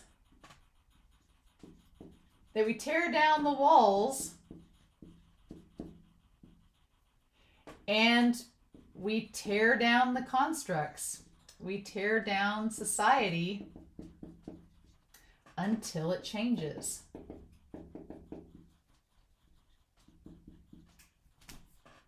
That's the solution I think Eren has come to, is that, well, if people won't change because of the societal constructs that are enslaving them, then we'll just get rid of the chains. We're not going to get rid of the people in chains. We're going to get rid of the chains themselves. And several of you have noted that the Titan powers, that taking them away wouldn't help the Eldians, and I can see that. So Eren, my fear is that he's like, even move forward even after death. My fear is, and that's kind of relates to him having his head lopped off. He still did it. He still moved forward even after death. His head getting completely severed, it landed in Zeke's hand. He moved forward even after death. It's like, welp. Right? So I how he's going to defeat Zeke. I don't know where this is going because he's still chained up. Eren is still chained inside the place, and Zeke has used the power of Ymir to chain him up. So I don't know. I want more info about Ymir and her backstory, and I feel like we're going to get that next episode. We just haven't got there yet. I'm like, ugh. I feel like they're back with Ymir, so I'm like, Eren has to do something to get out of those chains. I don't know what yet, but my theory is that with the ED, in the ED, we see that Eren is like amidst Parody, but Parody is completely in ruin, and there's no more walls, but there's also no more society. So I'm wondering if Eren's like, well, I'm going to start the rumbling. Okay? And we're just going to bring it all down and then start fresh. And maybe when we start fresh, it won't get corrupt the second time. I don't know. I feel like he's going to start the rumbling to just destroy it. Just tear everything down, and then we'll just start anew. And as long as there are people born into the world, they're free, so they'll be able to make decisions. And maybe the people born into the world in the new generation will make better decisions. And I guess that would kind of tie to Armin, and that if Armin wrote all of this down and was like, here's our tale, don't make the same mistakes we did. Otherwise, it's a cautionary tale. I don't know. The curious thing in all this is that if Armin, and I agree in the video that Armin is kind of what the idealized freedom, right? What is Armin going to do with that? And how does Armin come into the story? What point? Because Eren himself says that Armin's going to save humanity. Well, now that we know that Eren's always right, and Armin's going to save humanity, the question is how? How is Armin going to do it? How does Isayama envision that? That's what we don't know. But Eren has spoken. Eren Stradamus has spoken. And so what are we going to do with that? But yeah, I feel like Eren is, if he gets the Founding Titans powers, he is going to enact the rumbling. And it's going to be like, let's just tear down all of these walls and free all of the people. And they can just do whatever they want. Now, obviously, the consequences of that is there's going to be a lot of people die. A lot of people die to get that done. But that's the question. Like, is Eren going to take responsibility? He's like, I've started this. I'm going to see it through. This has been a multi-generational thing across time and space. I started this out. Grisha started this story, and now I'm part of it, and I'm going to see it through. It's interesting. But what I was going to say earlier at the very start of this was that Isayama, it's funny because we have this whole thing with the chosen one trope, right? The chosen one trope. And I think of Harry Potter when I think of this. Harry Potter is probably the most recent example of a character who is very prophetically. I'm going to use Harry Potter as an example because that's an easy one. Harry Potter in the story, there's a prophecy made before his birth that he's going to come and do this great thing, and he's going to change things up and do certain things to the plot. In Star Wars, if you look at the prequels as canon, you say Anakin Skywalker, he's going to bring balance to the Force. It's like prophetic protagonist, right? And these chosen one tropes usually involve the protagonists going on this journey, but the path is often paved for them. And so as characters, they just kind of have to go along the ride. They have to follow the ride and see okay, well, this is a predetermined destiny. I'm just going to see where it takes me. And I'm eventually going to get to the point where I have to do the thing to save the thing. And that's going to be how the story goes. And it's a very used trope. But what I think Isayama does that's so clever is that he takes this chosen one trope and gives it to Eren. But Eren's been in charge of his own destiny from the start. The destiny made for him was by Eren's own design. Eren made his own destiny from the start, right? Which is hilarious because it ties the idea of freedom and this selfishness that Eren's like, no, I'm choosing my own destiny. I was born into this world. I was given freedom naturally, and here's what I'm going to do. And that's just my birthright. And so it's kind of a metaphor of us as humans. We have charge of our own destinies to do whatever we want to. Society often influences our decisions, but we don't have to do them. there's going to be consequences. It's not productive or destructive until you have the outcome. And then you find out. But hashtag no regrets. You live your life and it's your choice how you live it. And so it's cool that the author is taking this trope and saying, what if Harry Potter from the start had chose his own destiny? What if he'd been influencing himself from the start? Now, in that world, it doesn't make any sense, but in Attack on Titan, we've spent this entire episode justifying how it could work through the Attack Titan. And it's freaking brilliant. So, yeah, I'm on board with this episode. How long have I talked? 2 to 3 hours. 3 hours. Oh, God. Ah! Just 3 hours. That's all. That's it. Jesus. Well, did you expect any less? Well, it's officially the second longest long-winded rambling since that day. I mean, that was a pretty revelationary episode, and this was too. But I feel like not that I've cracked the code, because there's still so much mystery and there's still so much unknown. I don't feel like I've cracked the code. There's still so much unknown about Ymir Fritz, about Carl Fritz, about Historia, about where Armin fits into this, where Mikasa and the others fit into this. What is Eren's ultimate thing he's going to do with this power? Eren seems like he's in control of it. What's going to happen? But I feel like, knowing what the Attack Titan can do now, it's like, okay, this is what we've been leading up to. All right. And Isayama just laid the groundwork so wonderfully going into this. Yep, this was a great episode. This is amazing. I love this episode so much. I've talked a lot. So again, thank you. Thank you guys for sending the videos. Thank you again, Giblet Mortuary, for giving me the file. That was a very seamless watch. And then we got episode 21 next. So this was episode 4. This is episode 4 of part 2. Up next is 5. And then 5 is usually a pretty crazy episode with this series, each season. And then the rule of 6. Okay. I don't know. I hope y'all enjoyed this. I'm so happy. I feel like this is so much fun to break down. I feel like I had so much fun doing this. And now I'm like, okay, last episode was such doom and gloom and despair and me being like, what the heck? And this episode I'm like, oh, it was a very different feeling. So we'll see what happens in the next episode. So I hope y'all enjoyed this reaction. I'm very curious to know your thoughts down below. Please, no spoilers. But in the meantime, I hope y'all have a wonderful week. Please stay safe, take care, and yeah, I'll be back. I'm going to take like a week off, process this some more, and then come back and we'll see what happens in episode 21. Bye.